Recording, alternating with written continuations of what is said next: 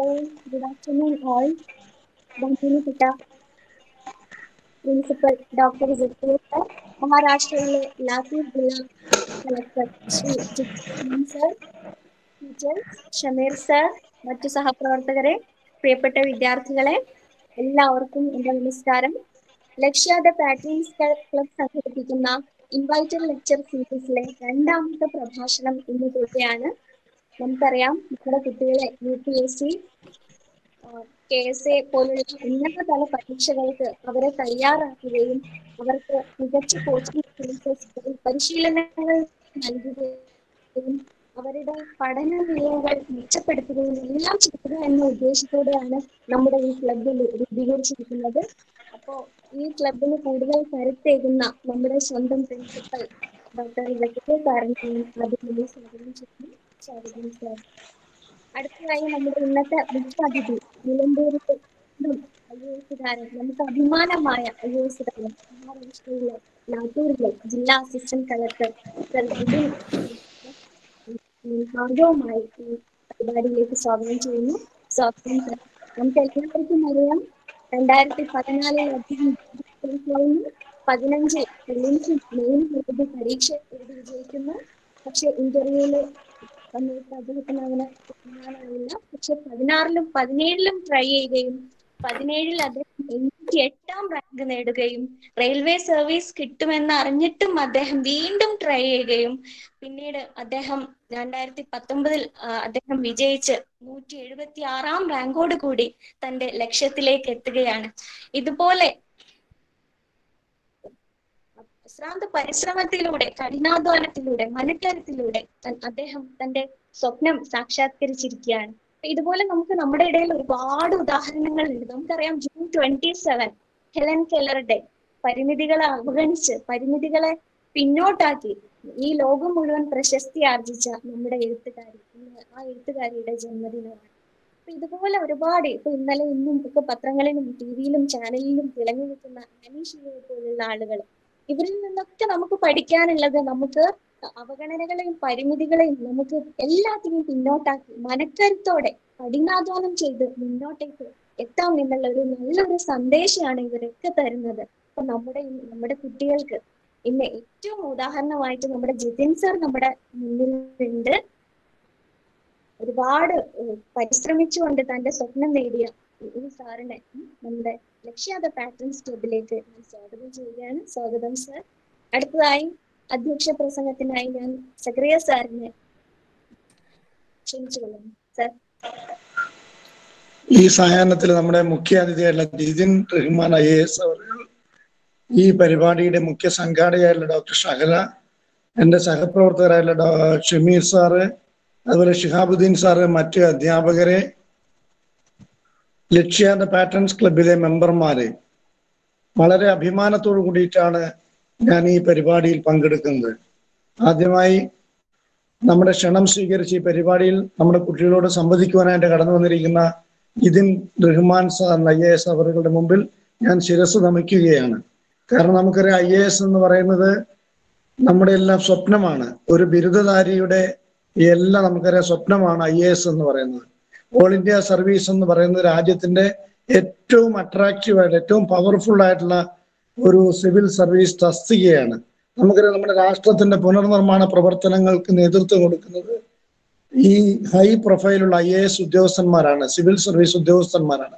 All India സർവീസിലെ നമുക്കറിയാം നമ്മുടെ പല പ്രോജക്റ്റുകളും നമ്മുടെ രാജ്യത്ത് നമ്മളിന്ന് അഭിമാനമായി ചൂണ്ടിക്കാണിക്കുന്ന പ്രോജക്റ്റുകളും പല നിയമനിർമ്മാണങ്ങളും നമ്മുടെ രാജ്യത്തിന്റെ മുന്നേറ്റം യഥാർത്ഥത്തിൽ ഈ IAS, IPS, IFS പോലുള്ള ഉന്നത ശ്രേണിയിൽപ്പെട്ട ഉദ്യോഗസ്ഥന്മാരുടെ ശ്രമഫലമായിട്ടുണ്ടായതാണ്. നമ്മളിപ്പോൾ കൊച്ചിൻ എയർപോർട്ടിന്റെ കാര്യമാണെങ്കിലും അല്ലെങ്കിൽ ഏത് പ്രോജക്റ്റ് ആണെങ്കിലും നമുക്ക് അതിന്റെ പിന്നിൽ പ്രവർത്തിക്കുന്ന ഇന്റലക്ച്വൽ ആയിട്ടുള്ള ഒരു ബ്രെയിൻ എന്ന് പറയുന്നത് ഈ രീതിയിൽ നമ്മുടെ നമുക്കറിയാം UPSC വളരെ സീരിയസ് ആയി നടന്ന മത്സര പരീക്ഷകളിലൂടെ അരിച്ചെടുക്കുന്ന പ്രഗത്ഭരായിട്ടുള്ള വ്യക്തിത്വങ്ങളാണ്. നമ്മുടെ ലക്ഷ്യം എന്ന് പറയുന്നത് നമ്മുടെ കോളേജിലെ ഏറ്റവും പ്രഗത്ഭരായിട്ടുള്ള മിടുക്കന്മാരായിട്ടുള്ള 100ഓളം വരുന്ന വിദ്യാർത്ഥികളാണ് ഈ ക്ലബിൽ അംഗങ്ങളായിട്ടുള്ളത്. നമ്മുടെ ലക്ഷ്യം എന്ന് പറയുന്നത് വരുന്ന 5 വർഷം കൊണ്ട് നമുക്ക് നിലമ്പൂരിൽ നിന്ന് IAS-കാരെയും IFS-കാരെയും ഒക്കെ തന്നെ ഉത്പാദിപ്പിക്കുക എന്നതാണ് നമ്മുടെ ലക്ഷ്യം. ആ ദൗത്യം നിർവഹിക്കേണ്ടത് നിങ്ങളാണ്. നിങ്ങൾ ഇനിയും വരുന്ന പരിപാടികൾ ഇപ്പൊ നമുക്കറിയാം, മിടുക്കനായി വളരെ യങ്ങായിട്ടുള്ള ജിതിൻ റഹ്മാൻ പോലുള്ള വ്യക്തിത്വങ്ങൾ നമുക്ക് ലഭിച്ചിരിക്കുകയാണ്. ഇത് വലിയ പ്രചോദനമാണ് നിങ്ങൾക്ക്. ഞാൻ ദീർഘമായി ഒന്നും പറയുന്നില്ല. ഈ പരിപാടിക്ക് എല്ലാവിധ ആശംസകളും അറിയിക്കുകയാണ്. ഞങ്ങളുടെ ക്ഷണം സ്വീകരിച്ചുവന്ന ജിതിൻ സാറിനെ ഒരിക്കൽ കൂടി അഭിവാദ്യം ചെയ്തുകൊണ്ട് വാക്കുകൾ ഞാൻ അവസാനിപ്പിക്കുന്നു. Thank you.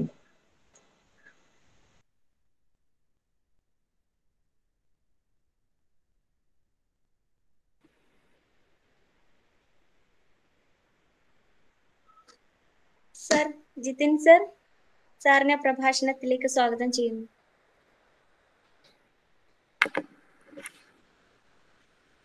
ഞാൻ പറയുന്നത് കേൾക്കാലോ അല്ലേ? ഓഡിബിൾ അല്ലേ ഷഹല? ഓഡിബിൾ ആണ് സാർ, ഓഡിബിൾ ആണ്. എത്രയും ബഹുമാനപ്പെട്ട പ്രിൻസിപ്പൽ സർ, സക്കറിയ സർ, പ്രിയ അധ്യാപകർ, അതേപോലെ എൻ്റെ പ്രിയ കൂട്ടുകാരെ, വിദ്യാർത്ഥി സുഹൃത്തുക്കളെ, ആദ്യം തന്നെ നമസ്കാരം, ഗുഡ് ആഫ്റ്റർനൂൺ. ഞാൻ ജിതിൻ റഹ്മാൻ. ആദ്യം എന്നെ ഒന്ന് പരിചയപ്പെടുത്താം. ഞാൻ നിലമ്പൂർ സ്വദേശി തന്നെയാണ്. നിലമ്പൂർ ചന്തക്കുന്നാണ് എൻ്റെ സ്വദേശം. ഞാൻ പഠിച്ചതെല്ലാം നിലമ്പൂർ തന്നെയാണ്. പഠനത്തിന് ശേഷം എഞ്ചിനീയറിംഗ് ബിരുദധാരിയാണ്. എഞ്ചിനീയറിംഗ് ചെയ്തത് ഗവൺമെൻറ് എഞ്ചിനീയറിംഗ് കോളേജ് തൃശ്ശൂരിൽ നിന്നിട്ടാണ്. അതിനുശേഷമാണ് സിവിൽ സർവീസ് എന്ന് പറഞ്ഞൊരു ആഗ്രഹം വരുന്നതും സിവിൽ സർവീസ് പ്രിപ്പറേഷൻ തുടങ്ങുന്നതും. സിവിൽ സർവീസിൻ്റെ പ്രിപ്പറേഷൻ മൊത്തം കേരളത്തിലായിരുന്നു. ഇതെൻ്റെ 3ാമത്തെ സർവീസാണ്. തുടക്കത്തിൽ റെയിൽവേസ് ആയിരുന്നു കിട്ടിയത്. അത് ജോയിൻ ചെയ്ത് ലീവ് എടുക്കുകയാണ് ചെയ്തത്. അതിനുശേഷം എഴുതി കോർപ്പറേറ്റ് ലോ സർവീസിൽ കയറുകയാണ് ഉണ്ടായത്. Indian corporate law service. Corporate law സർവീസിൽ ഡൽഹിയിൽ ജോലിയിലായിരുന്നു. ഡൽഹിയിൽ മിനിസ്ട്രി ഓഫ് കോർപ്പറേറ്റ് അഫയേഴ്സിൽ അസിസ്റ്റൻറ്റ് ഡയറക്ടറായിരുന്നു. ഏകദേശം 1 വർഷത്തോളം ജോലി ചെയ്തു. അതിനുശേഷം കൊൽക്കത്തയിൽ നിയമനം ലഭിച്ച് കൊൽക്കത്തയിൽ ജോലി ചെയ്യുന്നതിൻ്റെ ഇടക്കാണ് IAS-ൽ വീണ്ടും പരീക്ഷ എഴുതി IAS കിട്ടുന്നത്. ഇപ്പോൾ IAS-ൻ്റെ ട്രെയിനിങ് പീരീഡാണ്. ട്രെയിനിങ് പീരീഡ് എന്ന് പറഞ്ഞു കഴിഞ്ഞാൽ മസൂരിയിലെ ലബാസന എന്ന് പറയുന്ന ഇൻസ്റ്റിറ്റ്യൂട്ട് ഉണ്ട്, Lal Bahadur Shastri institute of national academy of administration. അവിടുത്തെ ട്രെയിനിങ് കഴിഞ്ഞ് നമ്മൾ ഡിസ്ട്രിക്ട് ലെവൽ ട്രെയിനിങ്ങിൻ്റെ ഭാഗമായിട്ടാണ് ഇപ്പോൾ മഹാരാഷ്ട്രയിൽ വന്നിട്ടുള്ളത്.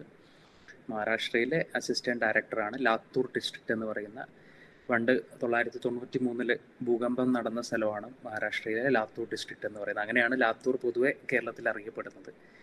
ഒരു ഗ്രാമീണ മേഖലയാണ്.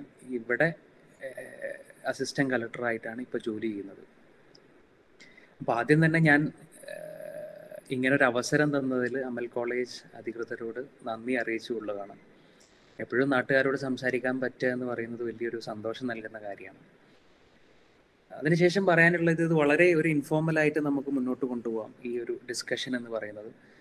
കാരണം നിങ്ങളെ അറിയുന്ന ആളാണ്. നിങ്ങളെ അറിയുന്നത് എന്ന് പറഞ്ഞു കഴിഞ്ഞാൽ നിങ്ങളെ നാട്ടുകാരനാണ്, നിങ്ങളെ ഭാഷ സംസാരിക്കുന്ന ആളാണ്, നമ്മുടെ സംസ്കാരം അറിയുന്ന ആളാണ്, അതായത് നമ്മളെ കുട്ടികളുടെ പരിമിതികളും കഴിവുകളും ഒക്കെ നന്നായിട്ട് അറിയുന്ന ആളാണ്. അല്ലെങ്കിൽ ഞാനും ഈ പറയുന്ന വിദ്യാർത്ഥികളും തമ്മിൽ വലിയ വ്യത്യാസമില്ല. അപ്പോൾ അതുകൊണ്ട് തന്നെ നിങ്ങൾക്ക് എന്ത് സംശയം ഉണ്ടെങ്കിലും, നിങ്ങൾക്ക് ഏതൊക്കെ വലിയ തലത്തിലുള്ള സംശയമാണെങ്കിലും, എന്തൊക്കെ മണ്ടത്തരങ്ങളാണെങ്കിലും എന്നോട് നിങ്ങൾക്ക് പങ്കുവെക്കാം. അത് വലിയ ചോദ്യമായിട്ടോ കുറഞ്ഞ ചോദ്യമായിട്ടോ ഒന്നും ഞാൻ കണക്കാക്കില്ല എന്ന് ആദ്യം തന്നെ പറയാം. ഇതൊക്കെ പറഞ്ഞിട്ട് ഞാൻ ആദ്യം പറയാൻ ആഗ്രഹിക്കുന്നത്, ഇപ്പം എന്നെ നിങ്ങളെ മുമ്പിൽ ഇരിക്കാൻ കാരണമായിട്ടുള്ളത്, ഞാൻ നിങ്ങളുടെ മുമ്പിൽ ഇരിക്കാൻ കാരണമായിട്ടുള്ളത് ഞാൻ സമൂഹത്തിന് വേണ്ടി ചെയ്ത കാര്യങ്ങളൊന്നുമല്ല. കാരണം ഞാനിപ്പോൾ സർവീസിൽ കയറിയ ആളാണ്. ഞാൻ സമൂഹത്തിന് വേണ്ടി ഒരുപാട് കാര്യങ്ങൾ ചെയ്തു എന്നൊന്നും ഞാൻ അവകാശപ്പെടുന്നില്ല. ഞാൻ ചെയ്തു തുടങ്ങുന്നേ ഉള്ളൂ. പക്ഷെ എന്നെ നിങ്ങളെ മുമ്പിൽ ഇരിക്കാൻ പ്രാപ്തനാക്കിയത് എൻ്റെ വിദ്യാഭ്യാസമാണ്. അപ്പോൾ വിദ്യാഭ്യാസത്തെക്കുറിച്ച് പറയാതെ ഒരിക്കലും നമുക്ക് മുന്നോട്ട് പോകാൻ പറ്റില്ല. കാരണം പ്രത്യേകിച്ചും ഇതൊരു കോളേജ് ബേസ്ഡ് ആയിട്ടുള്ളൊരു പ്രോഗ്രാം കൂടിയാണ്. അപ്പോൾ വിദ്യാഭ്യാസത്തെക്കുറിച്ചും എഡ്യൂക്കേഷനെ കുറിച്ചും പറയാണ്ട് മുന്നോട്ട് പോകാൻ പറ്റില്ല.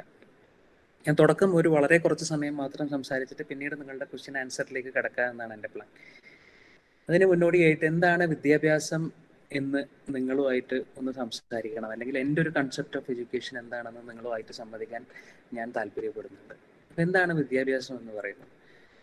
ഞാൻ വിദ്യാഭ്യാസത്തെ കാണുന്നത് വളരെ സിമ്പിളായിട്ട് ഇങ്ങനെയാണ്. നമുക്ക് സക്കറിയ സാർ എൻ്റെ മുമ്പിൽ പ്രിയ അധ്യാപകരുണ്ട്.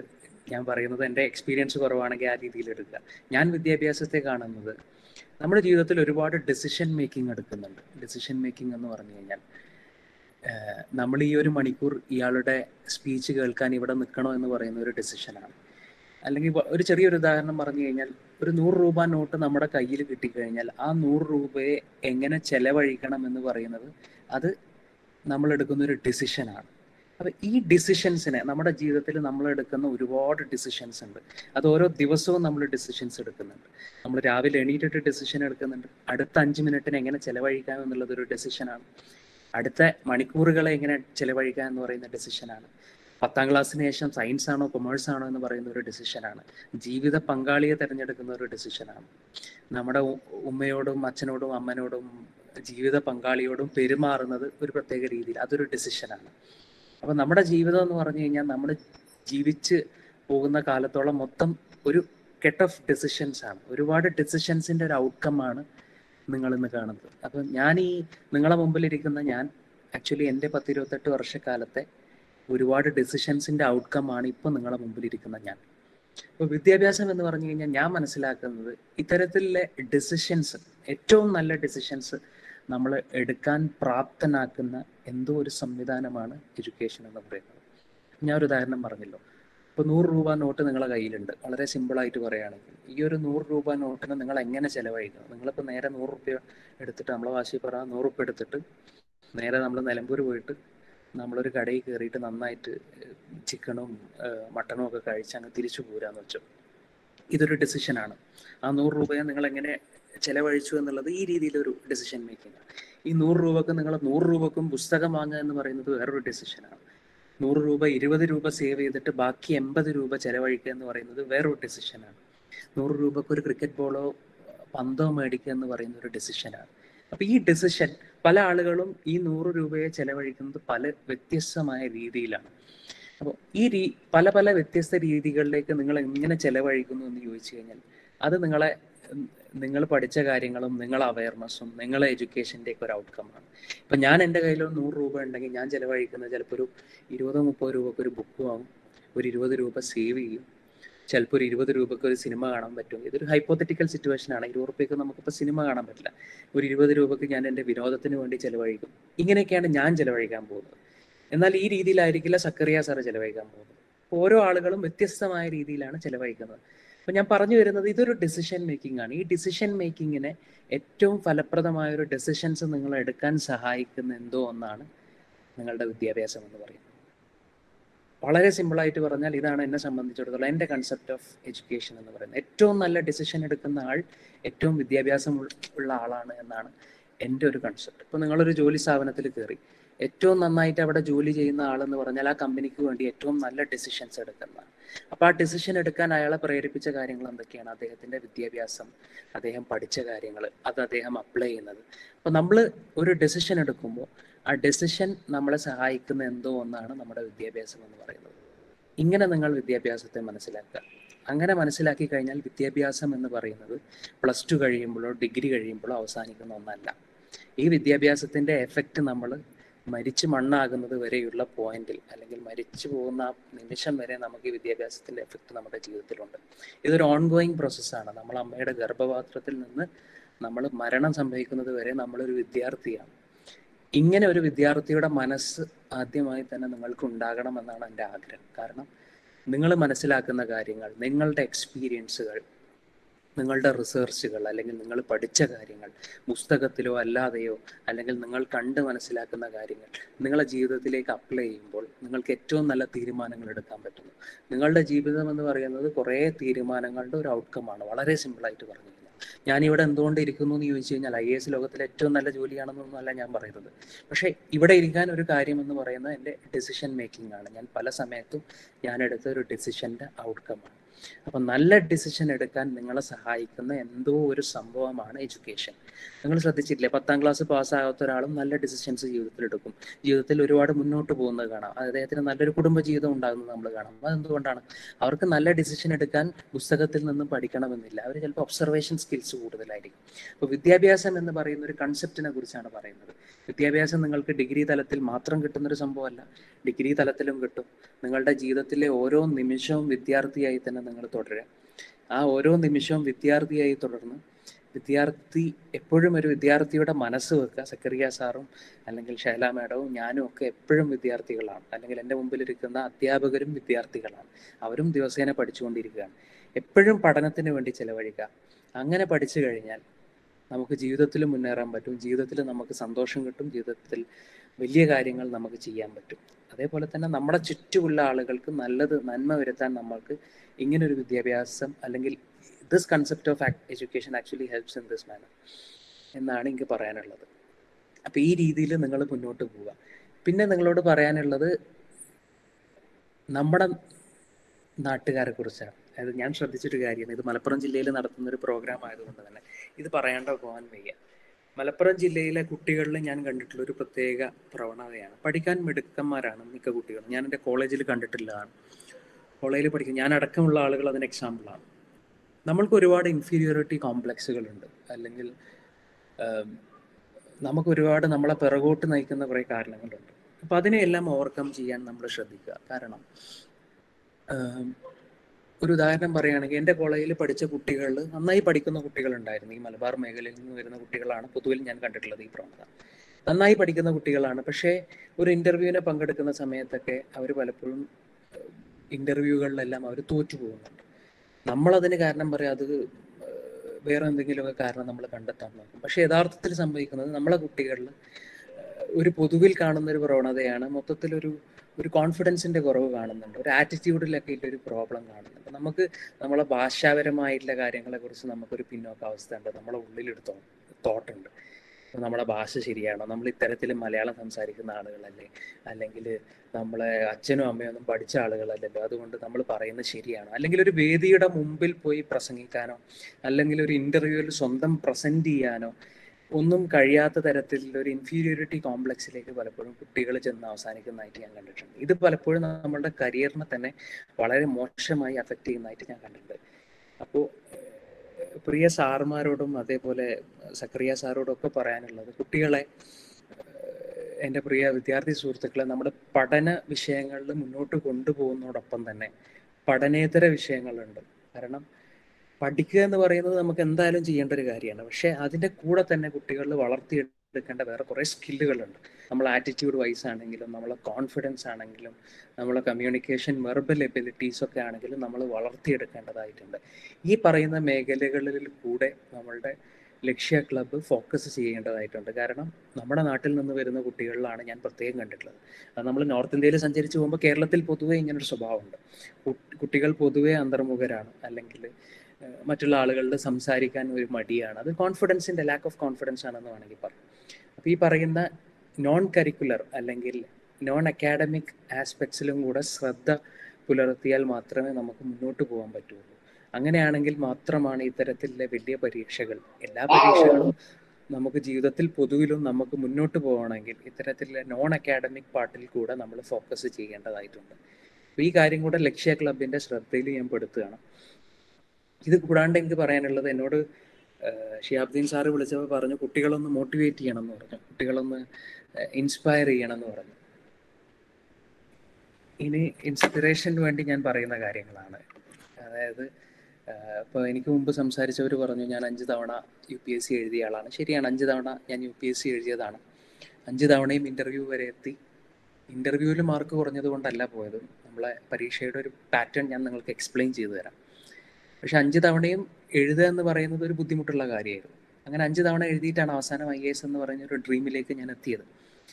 പക്ഷെ ഞാൻ എൻ്റെ കഥ പറയാൻ ആഗ്രഹിക്കുന്നില്ല. എൻ്റെ കഥയേക്കാൾ ഇൻസ്പയറിംഗ് ആയിട്ടുള്ള കഥകൾ ഒരുപാടുണ്ട്. കാരണം ഞാൻ ട്രെയിനിങ്ങിന് വേണ്ടി ലബാസ്നയിൽ Lal Bahadur Shastri national academy of administration മസൂറിയിൽ പോയപ്പോഴാണ് ഞാൻ കണ്ടത്. ഞാൻ അവരുടെ പേര് പറയാൻ ആഗ്രഹിക്കുന്നില്ല, കാരണം ഞാൻ അവരോട് ചോദിച്ചിട്ടില്ല, അവരുടെ കൺസെൻറ്റ് വാങ്ങിയിട്ടില്ല അവരുടെ പേര് പറയാൻ. പക്ഷെ എൻ്റെ കൂട്ടുകാരുണ്ട് അവിടെ, IASഉം IRSഉം ഒക്കെ ആയിട്ടുള്ള പല ആളുകളെയും ഞാൻ കണ്ടിട്ടുണ്ട്. കണ്ണ് കാണാൻ കഴിയാത്ത ആളുകളുണ്ട്. ഒരു കുട്ടിയുണ്ട്, ആ കുട്ടി തമിഴ്നാട്ടിൽ നിന്ന് വരുന്നൊരു കുട്ടിയാണ്, പെൺകുട്ടിയാണ്.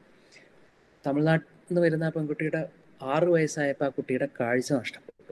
അപ്പോൾ തമിഴ്നാട്ടിൽ ഈ പറയുന്ന ഗ്രാമത്തിലൊരു വിശ്വാസം എന്ന് പറയുന്നത് കാഴ്ച നഷ്ടപ്പെടുക അല്ലെങ്കിൽ അംഗവൈകല്യം ഉണ്ടാകുക എന്ന് പറയുന്നത് ദൈവകോപമാണെന്നാണ്. അപ്പോൾ ഈ കുട്ടി ശപിക്കപ്പെട്ട കുട്ടിയാണെന്നൊക്കെയാണ് പൊതുവിൽ അവിടെ അറിയപ്പെടുന്നത് ആ ചെറുപ്പ കാലഘട്ടത്തിൽ. അപ്പോൾ കുടുംബത്തിൻ്റെ ഉള്ളിലാണെങ്കിലും ഇതെന്തുകൊണ്ട് കാഴ്ച പോയി, അതിന് സയൻറ്റിഫിക് ആയിട്ടുള്ള റീസൺസ് ഉണ്ട്. പക്ഷേ ഇതിന് ആളുകൾ കാണുന്നത് ഇങ്ങനെയാണ്. അങ്ങനെ മൊത്തത്തിൽ കുടുംബങ്ങളാലൊക്കെ ഒറ്റപ്പെട്ട ഒരു അവസ്ഥയിൽ ഈ കുട്ടി പിന്നീട് പഠിച്ചു നേടിയ IASനെ കുറിച്ചാണ് എനിക്ക് പറയാനുള്ളത്. കണ്ണ് കാണാൻ കഴിയാത്ത കുട്ടി സിവിൽ സർവീസ് ക്ലിയർ ചെയ്യാണ്. ആ കുട്ടിയുടെ കഷ്ടപ്പാടുകളെ കുറിച്ച് നമ്മൾ അറിയണം. ആ കുട്ടിക്ക്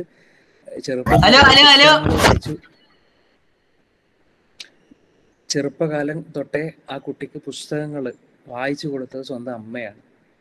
എന്നിട്ട് പല സോഫ്റ്റ്വെയറുകളുടെ സഹായത്തോടു കൂടിയാണ് പിന്നീട് അത് പഠിക്കുന്നത്. അപ്പം ഇത്തരത്തിലുള്ള കഷ്ടപ്പാടുകൾ, എത്രയോ വർഷകാലം നീണ്ട അധ്വാനത്തിനൊടുവിലാണ് ആ കുട്ടി സിവിൽ സർവീസ് ക്ലിയർ ചെയ്യുന്നത്. ഇതൊരു കേസ് മാത്രമാണ്. പിന്നെ ഒഡീഷക്കാരനായിട്ടുള്ള ഒരു പയ്യനെ കുറിച്ചാണ് പറയാനുള്ളത്.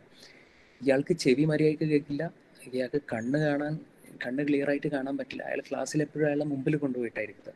കാരണം ക്ലാസ്സിൽ നടക്കുന്നത് കാണാൻ പറ്റില്ല. അയാൾ പ്രത്യേകതരം ഫോൺ യൂസ് ചെയ്തിട്ടാണ് അയാൾ പഠിക്കുന്നത്. അപ്പം ഇത്തരത്തിലുള്ള പരിമിതികളിൽ നിന്നൊക്കെ അദ്ദേഹം 9 തവണ UPSC എക്സാം എഴുതിയിട്ടുണ്ട്. മുമ്പ് ക്ലിയർ ആയ സമയത്ത് ഗവൺമെന്റിന്റെ എന്തോ നൂലാമാലകളിൽ പെട്ടിട്ട് അദ്ദേഹത്തിന് സർവീസ് കിട്ടാണ്ട് സുപ്രീം കോടതി വരെ പോരാടിയ ചരിത്രവും അദ്ദേഹത്തിനുണ്ട്. ഇത്രയൊക്കെ കഷ്ടപ്പാടുകൾ സഹിച്ചു ഒക്കെ അദ്ദേഹം കയറി വന്ന IAS ആകാണ് ഉണ്ടായത്. ഇത് മാത്രമല്ല, വേറെയും കുട്ടികളുടെ കഥയുണ്ട്. ഒരു പെൺകുട്ടിയുണ്ട്. ആ കുട്ടിക്ക് മസ്കുലർ ഡിസ്ട്രോഫിയ എന്ന് പറയുന്ന ഒരു അസുഖമാണ്. നമ്മുടെ എല്ലുകൾ പൊടിഞ്ഞു പോകുന്ന അവസ്ഥയാണ്. ഈ കുട്ടിക്ക് ഈ പറയുന്ന കാര്യം ആദ്യം അറിയാം. 5 വർഷം കഴിഞ്ഞ് 5-6 വർഷം കഴിഞ്ഞ് ഈ കുട്ടിക്ക് നടക്കാൻ കഴിയാത്ത അവസ്ഥയായിരിക്കും. പിന്നെ വീൽ ചെയറിലായിരിക്കും. ഇതാണ് സംഭവിക്കാൻ പോകുന്നത്. പിന്നെ വളരെ ഗ്രാജ്വലി അവരുടെ ഓരോ ഓർഗൻസിനെയും അത് എഫക്ട് ചെയ്തു തുടങ്ങും. എന്നിട്ടും ആ കുട്ടി തിരഞ്ഞെടുത്ത മാർഗം എന്ന് പറയുന്നത് പഠിക്കുക, വീണ്ടും പഠിക്കുക, പഠിച്ച് മുന്നേറുക. തനിക്ക് കിട്ടുന്ന ഏറ്റവും കുറഞ്ഞ വർഷ കാലഘട്ടം ഈ ഭൂമിയിൽ, നമുക്കൊന്നും അറിയില്ല നമ്മളൊക്കെ എത്ര കാലം ജീവിക്കും എന്നുള്ളത്, പക്ഷെ അത്രയും കുറഞ്ഞ കാലഘട്ടം തന്നാൽ കഴിയുന്ന രീതിയിൽ സമൂഹത്തിനും സ്വന്തം നിലക്കും രാജ്യത്തിനും വേണ്ടി ചെലവഴിക്കുക എന്നുള്ളതായിരുന്നു ആ കുട്ടിയുടെ തീരുമാനം. അപ്പൊ ഇത്തരത്തിലൊക്കെ ഉള്ള ആളുകളെ കാണുമ്പോൾ നമ്മളൊന്നുമല്ല. നമുക്കൊക്കെ കയറിപ്പോയാലുള്ള ബുദ്ധിമുട്ടുകൾ എന്താ? നമ്മളൊക്കെ പറയുന്ന ബുദ്ധിമുട്ടുകൾ എന്താ? ഞാൻ ഇംഗ്ലീഷ് മീഡിയത്തിലല്ല പഠിച്ചത്, അല്ലെങ്കിൽ എൻ്റെ ഉപ്പയും ഉമ്മയൊന്നും ചെറുപ്പകാലഘട്ടത്തിൽ എനിക്ക് ഈ പറഞ്ഞ കാര്യങ്ങളൊന്നും വാങ്ങി തന്നിട്ടില്ല, അല്ലെങ്കിൽ മറ്റുള്ള കുട്ടികൾക്ക് മറ്റേതുണ്ട്, എന്നെ സംബന്ധിച്ചിടത്തോളം ഈ പറഞ്ഞ കാര്യങ്ങളൊന്നുമില്ല. ഇതൊക്കെയാണ് നമ്മുടെ നാട്ടിലെ കുട്ടികൾ പറയുന്ന ഏറ്റവും വലിയ ബുദ്ധിമുട്ടുകൾ. പോട്ടെ, എന്തൊക്കെ ആയിക്കോട്ടെ, ഞാൻ പറയുന്നത് കഷ്ടതകൾ നമ്മുടെ മുമ്പിലേക്ക് ഉണ്ടാവും. അതെല്ലാവർക്കും ഉണ്ടാവും. അത് നമ്മൾ പണക്കാരനാണെങ്കിലും പാവപ്പെട്ടവനാണെങ്കിലും അധികാരമുള്ളവനാണെങ്കിലും അധികാരമില്ലാത്തവനാണെങ്കിലും കഷ്ടപ്പാടുകൾ ഉണ്ടാവും. ഞാൻ കണ്ടിട്ടുള്ളത് കഷ്ടപ്പാടുകളിനെ എക്സ്ക്യൂസ് ആയിട്ട് പറഞ്ഞ് എപ്പോഴും അതിൻ്റെ പേരിൽ നമുക്ക് ചെയ്യാൻ പറ്റില്ല എന്ന് പറയുന്നതിനേക്കാൾ എത്രയോ വലുതാണ് നമ്മൾ ഈ പറയുന്ന കഷ്ടപ്പാടുകളെയൊക്കെ ഒരു ഉത്തേജനമായി കണ്ടിട്ട് മുന്നോട്ട് പോകാം. കഷ്ടപ്പാടുകൾ എപ്പോഴും ഉണ്ടാവും. ഇപ്പം എന്നെ സംബന്ധിച്ചിടത്തോളം ഒരുപാട് കഷ്ടപ്പാടുകളുണ്ട്. ഞാനൊരു ഉദാഹരണം പറയാം. ഞാൻ മഹാരാഷ്ട്ര കേഡറിലാണ്. മഹാരാഷ്ട്ര കേഡർ എന്ന് പറഞ്ഞു കഴിഞ്ഞാൽ ഹിന്ദി സംസാരിക്കുന്ന സ്ഥലമല്ല ഇവിടെ. ഇതൊരു ഗ്രാമീണ പ്രദേശമാണ്, ഗ്രാമമേഖലയാണ്. ഇവിടെ മറാഠിയാണ് സംസാരിക്കുന്നത്. മഹാരാഷ്ട്രയിലൊരു പ്രത്യേകത എന്ന് പറഞ്ഞു കഴിഞ്ഞാൽ മറാഠി ഭാഷയെ വലിയ രീതിയിൽ പ്രോത്സാഹിപ്പിക്കുന്ന ഒരു സ്ഥലമാണ് മഹാരാഷ്ട്ര. ഇവിടെ മാത്രമുള്ള ഭാഷയാണ് മറാഠി.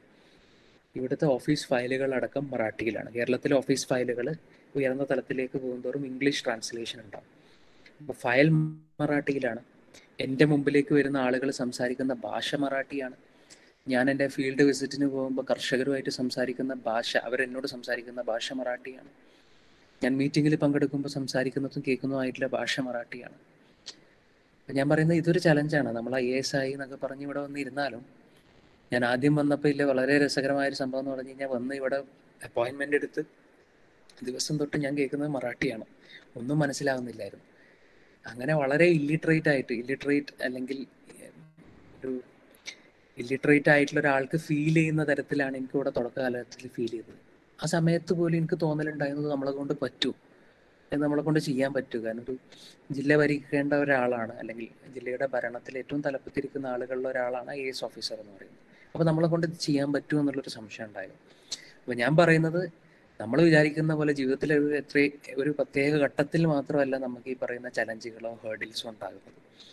നിങ്ങൾ എന്ത് ജോലിയിൽ പോയാലും നിങ്ങളുടെ അവസാന കാലഘട്ടം വരെ ചലഞ്ചുകളും ബുദ്ധിമുട്ടുകളും നിങ്ങളുടെ മുമ്പിലേക്ക് വന്നുകൊണ്ടേയിരിക്കും. അതിൽ നിന്ന് ഒളിച്ചോടാൻ നമുക്കൊരിക്കലും പറ്റില്ല. അതിനെ നേരിടാനേ പറ്റുള്ളൂ. അതിൻ്റെ പേരിൽ അല്ലെങ്കിൽ ഞാൻ ഇങ്ങനെയാണ്, എൻ്റെ ബാക്ക്ഗ്രൗണ്ട് ഇതാണ്, അല്ലെങ്കിൽ എൻ്റെ ഫാമിലി ബാക്ക്ഗ്രൗണ്ട് ഇതാണ് എന്നൊക്കെ പറഞ്ഞിട്ട് വെറുതെ നമ്മൾ എന്താ പറയുക, അതിൻ്റെ പേരിൽ അങ്ങ് പറഞ്ഞ് അവസാനിപ്പിക്കുന്നതിന് നല്ലത് യാഥാർത്ഥ്യത്തെ ഉൾക്കൊണ്ട് ഇതാണ് യാഥാർത്ഥ്യം, ഞാൻ മഹാരാഷ്ട്ര കേഡറിലാണ്, ഇതാണ് എൻ്റെ നിയോഗം, ഞാൻ ഇവിടേക്കാണുള്ളത്, ഇനി എന്ത് ചെയ്യാൻ പറ്റും എന്നുള്ള കാര്യത്തെക്കുറിച്ച് ആലോചിക്കുക. നിങ്ങൾ അമൽ കോളേജിലാണ് പഠിക്കുന്നത്, നിങ്ങളെ വിദ്യാഭ്യാസം ഇതൊക്കെയാണ്, നിങ്ങൾ പഠിച്ചിരുന്ന സ്കൂൾ ഇതൊക്കെയാണ്, നിങ്ങളുടെ മാതാപിതാക്കൾ ഇതൊക്കെയാണ്, നിങ്ങളുടെ കയ്യിൽ ഇത്രയൊക്കെ ഉണ്ട്, അല്ലെങ്കിൽ നിങ്ങളുടെ വീട്ടിൽ ഇത്രയൊക്കെ വരുമാനമുണ്ട്. ഇതൊക്കെ യാഥാർത്ഥ്യങ്ങളാണ്. ഈ യാഥാർത്ഥ്യത്തെ ഉൾക്കൊണ്ടിട്ട് നമ്മളെ കയ്യിൽ നമുക്ക് എന്താ ചെയ്യാൻ പറ്റുന്നത്, അടുത്ത നിമിഷത്തെ കാര്യങ്ങളെക്കുറിച്ച് നമുക്ക് ഡിസൈഡ് ചെയ്യാൻ പറ്റും. ഇനി വരാൻ പോകുന്ന 5 മിനിറ്റ് നമുക്ക് ഡിസൈഡ് ചെയ്യാൻ പറ്റും. ഇനി വരാൻ പോകുന്ന മണിക്കൂറുകൾ നമുക്ക് ഡിസൈഡ് ചെയ്യാൻ പറ്റും. ഇനി വരാൻ പോകുന്ന നമ്മുടെ ജീവിതത്തെ നമുക്ക് ഡിസൈഡ് ചെയ്യാൻ പറ്റും. അപ്പം നമ്മുടെ കയ്യിലുള്ള കാര്യങ്ങളെക്കുറിച്ച് മാത്രം ആലോചിക്കുക, നമ്മളെ കയ്യിലില്ലാത്ത കുറിച്ച് വേവലാതിപ്പെടാണ്ടിരിക്കുക, എന്നിട്ട് മുന്നോട്ട് പോവുക. എപ്പോഴും ഒരു ഗ്രോത്ത് മൈൻഡ് സെറ്റിൽ ആളുകളാകാൻ ശ്രമിക്കുക. ഗ്രോത്ത് മൈൻഡ് സെറ്റ് എന്ന് പറഞ്ഞു കഴിഞ്ഞാൽ ഞാൻ എപ്പോഴും എന്നെ കമ്പയർ ചെയ്യുന്നത് എന്നോട് വെച്ചിട്ട് തന്നെയാണ്. കാരണം I M always comparing myself with me it self. കാരണം ഞാൻ എന്നെ തന്നെ ആയിട്ടാണ് ഞാൻ എപ്പോഴും കമ്പയർ ചെയ്യുന്നത്. നാളത്തെ എന്നേക്കാൾ മികച്ചതാവാനാണ് ഞാൻ ഇന്ന് നോക്കുന്നത്. അല്ലെങ്കിൽ 10 വർഷം കഴിഞ്ഞിട്ട് ഞാൻ ആവാൻ പോകുന്നതിനേക്കാൾ മികച്ചാവാനാണ് ഞാൻ ശ്രമിക്കുന്നത്. ഞാൻ കമ്പയർ ചെയ്യുന്നത് രണ്ടാമത്തെ ഒരാളോടല്ല, ഞാൻ കമ്പയർ ചെയ്യുന്നത് വേറൊരു അധ്യാപകനോടോ അല്ലെങ്കിൽ വേറൊരു IAS ഓഫീസറോടോ അല്ല. അപ്പം നമുക്ക് ബുദ്ധിമുട്ട് വരും. കാരണം നമ്മളെപ്പോഴും കമ്പാരിസൺ ചെയ്തുകൊണ്ടിരിക്കും. ഞാൻ എപ്പോഴും ഞാനുമായിട്ടാണ് എന്നെ തന്നെ കമ്പയർ ചെയ്യുന്നത്. നമ്മളെപ്പോഴും നമ്മളുമായിട്ട് തന്നെ നമ്മൾ കമ്പയർ ചെയ്യുക. നാളത്തെ നിങ്ങളെക്കാൾ ഉഷാറാവാൻ നോക്കുക ഇന്നത്തെ നിങ്ങൾ. അങ്ങനെ മുന്നോട്ട് പോവുക. എപ്പോഴും വളരാനുള്ളൊരു മൈൻഡ് സെറ്റ് ഉണ്ടായിരിക്കുക. നല്ല സ്വഭാവക്കാരാകുക. ഇതൊക്കെയാണ് എനിക്ക് പറയാനുള്ളത്. എപ്പോഴും ഞാൻ പറഞ്ഞില്ല, ഇതിൽ ഏറ്റവും സിമ്പിളായിട്ട് പറയാനുള്ളത് വിദ്യാഭ്യാസം എന്ന് പറയുന്നതിൻ്റെ ഒരു കൺസെപ്റ്റ് എന്താണ്, എൻ്റെ പെർസെപ്ഷൻ ഓഫ് വിദ്യാഭ്യാസമാണ് ഞാൻ പറഞ്ഞത്. What is my perspective about education. ഇതാണ് ഞാൻ തുടക്കത്തിൽ പറഞ്ഞത്. നിങ്ങൾ ജീവിതാവസാനം വരെ പഠിക്കുന്ന ആളുകൾ, ഞാൻ ഇപ്പോഴും ഇന്ന് സൺഡേ ആണെങ്കിൽ കൂടെ ഒരു 4-5 മണിക്കൂറെങ്കിലും ഒരു ദിവസം എനിക്ക് ഇപ്പോഴും പഠിക്കണം. ഇപ്പോഴും മറാഠി ഞാൻ പഠിച്ചുകൊണ്ടിരിക്കണം. ഇവിടുത്തെ നിയമങ്ങൾ വേറെയാണ്, ഇവിടുത്തെ കൾച്ചർ വേറെയാണ്, ഇവിടെ ഞാൻ കാണുന്ന ആളുകളുടെ സ്വഭാവം വേറെയാണ്, ഇവിടുത്തെ ആരാധന രീതികൾ വേറെയാണ്, ഇവിടുത്തെ നിയമങ്ങൾ അടിപൊളി വ്യത്യാസമാണ്, ഇവിടുത്തെ രാഷ്ട്രീയക്കാരുടെ പേരുകളടക്കം എല്ലാം വ്യത്യസ്തമാണ്. ഞാൻ പഠിച്ച കാര്യങ്ങളോ ഞാൻ അറിഞ്ഞ കാര്യങ്ങളോ ഒന്നുമല്ല. ഇപ്പം നിങ്ങൾക്ക് നാട്ടിൽ പിണറായി വിജയൻ എന്നോ സുധാകരൻ എന്നൊക്കെ പറയുമ്പോൾ ഏത് പാർട്ടിക്കാരാണെന്ന് അറിയാം. പക്ഷേ ഈ നാട്ടിൽ ഞാൻ വന്ന് കേൾക്കുന്ന പേരുകൾ, നമുക്കൊരു ശരാശരി മലയാളികൾക്ക് എന്താ അറിയുന്നുണ്ടാകും, ഉദ്ധവ് താക്കറേനെ അറിയുന്നുണ്ടാവും, അല്ലെങ്കിൽ ശരത് പവാറിനെ അറിയുന്നുണ്ടാവും. ഇതിനപ്പുറത്തുള്ള പൊളിറ്റീഷ്യൻസിനെ നമുക്കറിയില്ല. എല്ലാ കാര്യങ്ങളും ഫ്രം ദ സ്ക്രാച്ച് നമ്മൾ പുതിയത് പഠിച്ചുകൊണ്ടേയിരിക്കുകയാണ്. റോഡുകളുടെ പേരുകളും ഇവിടുത്തെ ഭാഷയും സംസ്കാരവും എല്ലാം നമ്മൾ പഠിച്ചുകൊണ്ടിരിക്കുക. ഇതാണ് നമ്മുടെ ഒരു ജീവിത രീതി എന്ന് പറയുന്നത്. നിങ്ങളും ഇങ്ങനെയായിരിക്കുക, എപ്പോഴും നിങ്ങൾ പഠിച്ചുകൊണ്ടിരിക്കുക. ഏത് ജോലിയിലായിക്കോട്ടെ, അധ്യാപകരായിക്കോട്ടെ. ഒരു തവണ BEd ക്ലിയർ ചെയ്തു, നെറ്റ് പാസ്സായി എന്ന് പറഞ്ഞാൽ നമ്മൾ അധ്യാപനത്തിലെ പഠനം അവസാനിപ്പിക്കുകയാണെങ്കിൽ നമ്മളുടെ ഗ്രോത്ത് അവിടെ നിന്നു. നമുക്ക് പിന്നെ കോൺട്രിബ്യൂട്ട് ചെയ്യാനൊന്നുമില്ല. എപ്പോഴും പഠിച്ചുകൊണ്ടിരിക്കുക എന്ന് പറയുന്നത് അതൊരു, നിങ്ങൾക്ക് തോന്നുന്നുണ്ടോ ഇയാളിപ്പോൾ എന്താ എങ്ങനെ പറയുന്നത്, എപ്പോഴും പഠിച്ചുകൊണ്ടിരിക്കാൻ പറ്റും, നമ്മൾ ഡിഗ്രി കഴിയാൻ നിൽക്കുകയാണെങ്കിൽ പഠിത്തം അവസാനിപ്പിക്കാൻ. അങ്ങനെയല്ല. അത് നമ്മുടെ ചിന്താഗതിയുടെ ഒരു തെറ്റായിട്ടുള്ളൊരു കാര്യമാണ്. നമ്മൾ ഡിഗ്രി കഴിഞ്ഞ് നമ്മൾ പഠനം അവസാനിപ്പിക്കുകയാണെങ്കിൽ, അല്ലെങ്കിൽ PG കഴിഞ്ഞിട്ട് നമ്മൾ പഠനം അവസാനിപ്പിക്കുകയാണെങ്കിൽ നമ്മൾ അവിടെ നിന്നു. നമ്മുടെ പഠനം ഒരു ഓൺഗോയിങ് പ്രോസസ്സാണ്. നമ്മുടെ അവസാനം വരെ തുടരുന്നൊരു പ്രോസസ്സാണ്. അപ്പോൾ പഠനത്തെ എൻജോയ് ചെയ്യാൻ ശ്രമിക്കുക. നമ്മുടെ ജീവിതത്തിൻ്റെ നിലവാരം മെച്ചപ്പെടുത്തുന്ന എന്തോ ഒരു സംഭവമാണ് പഠനം എന്ന് പറയുന്നത്. അത് പുസ്തകത്തിൽ നിന്നാകണമെന്നില്ല, നിങ്ങളെ ചുറ്റും കാണുന്ന കാര്യങ്ങളിൽ നിന്നാവും. അങ്ങനെ രീതിയിൽ മുന്നോട്ട് പഠിച്ച് മുന്നോട്ട് പോവുക. എല്ലാവരോടും പറയാനുള്ളത്, ഞാൻ ഇവിടെ IAS വേണ്ടി അല്ലെങ്കിൽ UPSC ആണ് അല്ലെങ്കിൽ സിവിൽ സർവീസ് എക്സാമാണ് ലോകത്തിലെ ഏറ്റവും മികച്ച പരീക്ഷ എന്നൊന്നുമല്ല ഞാൻ പറയാൻ പോകുന്നത്. നിങ്ങൾക്ക് നിങ്ങളുടെ ഇഷ്ടപ്പെട്ട ഏരിയകൾ ഉണ്ടാവും. ഇപ്പോൾ ഇതിൽ സൈക്കോളജി സ്റ്റുഡൻസ് ഉണ്ടാവും, എക്കണോമിക്സ് സ്റ്റുഡൻസ് ഉണ്ടാവും. നമുക്ക് എക്കണോമിക്സിൽ ബിരുദധാരികളെ നമുക്ക് ആവശ്യമാണ്. നമുക്ക് രഘുറാം രാജനും സുബ്രഹ്മണ്യം ഇവരൊക്കെ നമ്മുടെ രാജ്യത്തെ ഒരുപാട് കോൺട്രിബ്യൂഷൻ, ഒരു IAS ഓഫീസറേക്കാൾ കോൺട്രിബ്യൂട്ട് ചെയ്ത, എത്രയോ IAS ഓഫീസേഴ്സിനേക്കാൾ കോൺട്രിബ്യൂട്ട് ചെയ്ത ആളുകളാണ്. നമുക്ക് അടിപൊളി ഹിസ്റ്റോറിയൻസ് വേണ്ടേ, നമുക്ക് രാമചന്ദ്ര ഗുഹ പോലുള്ള ഹിസ്റ്റോറിയൻസ് വേണ്ടേ, റോമില താപ്പർ പോലുള്ള ഹിസ്റ്റോറിയൻസ് വേണ്ടേ, നമുക്ക് നല്ല അധ്യാപകർ വേണം. അപ്പം ഒരു നല്ല അധ്യാപകന് എത്രയോ കുട്ടികളുടെ ജീവിതത്തെ നമുക്ക് മാറ്റിമറിക്കാൻ പറ്റും. അപ്പോൾ ഞാൻ പറയുന്നത്, നമുക്ക് നമ്മുടെ നാട്ടിൽ നിന്നും എല്ലാ മേഖലയിലും ആളുകളെ വേണം. ഞാൻ പറയുന്നില്ല IAS ആണോ IFS ആണോ സിവിൽ സർവീസസ് ആണോ ഏറ്റവും ഉദാത്തമായ ജോലി, അല്ലെങ്കിൽ ഒരു മനുഷ്യനെ എത്തിപ്പിടിക്കാൻ പറ്റുന്ന ഏറ്റവും വലിയ സംഭവമാണോ ഒന്നുമല്ല ഞാൻ പറയുന്നത്. ഞാൻ പറയുന്നത് നിങ്ങൾക്ക് ഇഷ്ടപ്പെട്ട മേഖലയായിരിക്കണം. ആ ഇഷ്ടപ്പെട്ട മേഖലയിൽ നിങ്ങൾക്ക് എപ്പോഴും പഠിക്കാൻ താല്പര്യമുള്ള മേഖലയായിരിക്കണം. നിങ്ങൾക്ക് നിങ്ങളുടെ ജീവിതത്തിൻ്റെ ഒരു ഭാഗമാക്കാൻ താല്പര്യമുള്ള ഒരു മേഖലയായിരിക്കണം. ആ മേഖലയെ നിങ്ങൾ കണ്ടെത്തുക. ആ മേഖലയെ നിങ്ങൾ കണ്ടെത്തിയിട്ട് മുന്നോട്ട് പോവുക. എപ്പോഴും പഠിച്ചുകൊണ്ടിരിക്കുക. ആ പഠനത്തിലൂടെ നിങ്ങൾ മികവുള്ള ആളുകളായിട്ട് മാറുക. നമ്മുടെ നമ്മുടെ നാടിനും ഇന്ത്യയിൽ പൊതുവിലും നിങ്ങളുടെ കോൺട്രിബ്യൂഷൻസ് ആവശ്യമാണ്. എപ്പോഴും ചെറുതായി ചിന്തിക്കരുത്. നമ്മൾ നിലമ്പൂരിൽ നിന്നും പുറത്തോട്ട് ചിന്തിക്കുക. ഞാൻ പറഞ്ഞല്ലോ, നിങ്ങളുടെ വിദ്യാഭ്യാസം, പ്രാഥമിക വിദ്യാഭ്യാസം, അതേപോലെ തന്നെ ഗ്രാജുവേഷനൊക്കെ കഴിഞ്ഞ് കഴിഞ്ഞാൽ പറക്കാൻ ശ്രമിക്കുക എന്ന് പറഞ്ഞു കഴിഞ്ഞാൽ പഠിക്കാൻ ശ്രമിക്കുക. ഇന്ത്യയിലെ ഏറ്റവും നല്ല ഇൻസ്റ്റിറ്റ്യൂട്ടുകളിലേക്ക് മുന്നോട്ട് പോകാൻ നോക്കുക. ഞാൻ പറഞ്ഞല്ലോ, അമൽ കോളേജ് നമ്മുടെ നിലമ്പൂരിലെ വിദ്യാഭ്യാസം നിങ്ങൾക്ക് കിട്ടിയതെല്ലാം ഒരു സ്പ്രിംഗ് ബോർഡാണ്, ഒരു ലോഞ്ച് പാഡാണ്. ഇവിടെ നിന്ന് മുന്നോട്ട് കുതിക്കാൻ നോക്കുക. എപ്പോഴും പുതിയ പുതിയ മേഖലകളിലേക്ക് പോവുക, പുതിയ പുതിയ ഓപ്പർച്യൂണിറ്റികളെ തേടി പോവുക. എന്നിട്ട് നമ്മളെ തന്നെ ചലഞ്ച് ചെയ്ത് മുന്നോട്ട് പോവുക.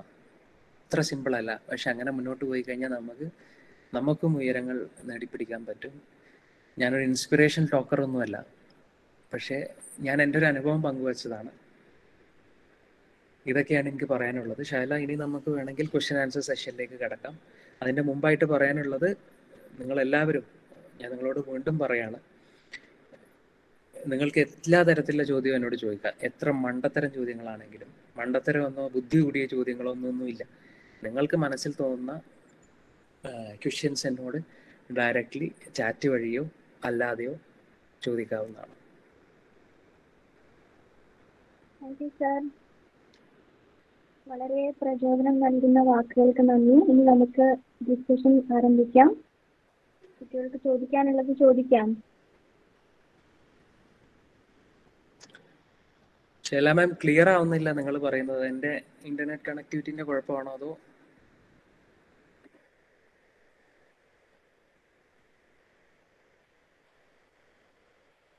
ഹലോ സാർ, കേൾക്കാമോ? ഇപ്പൊ കേൾക്കാം.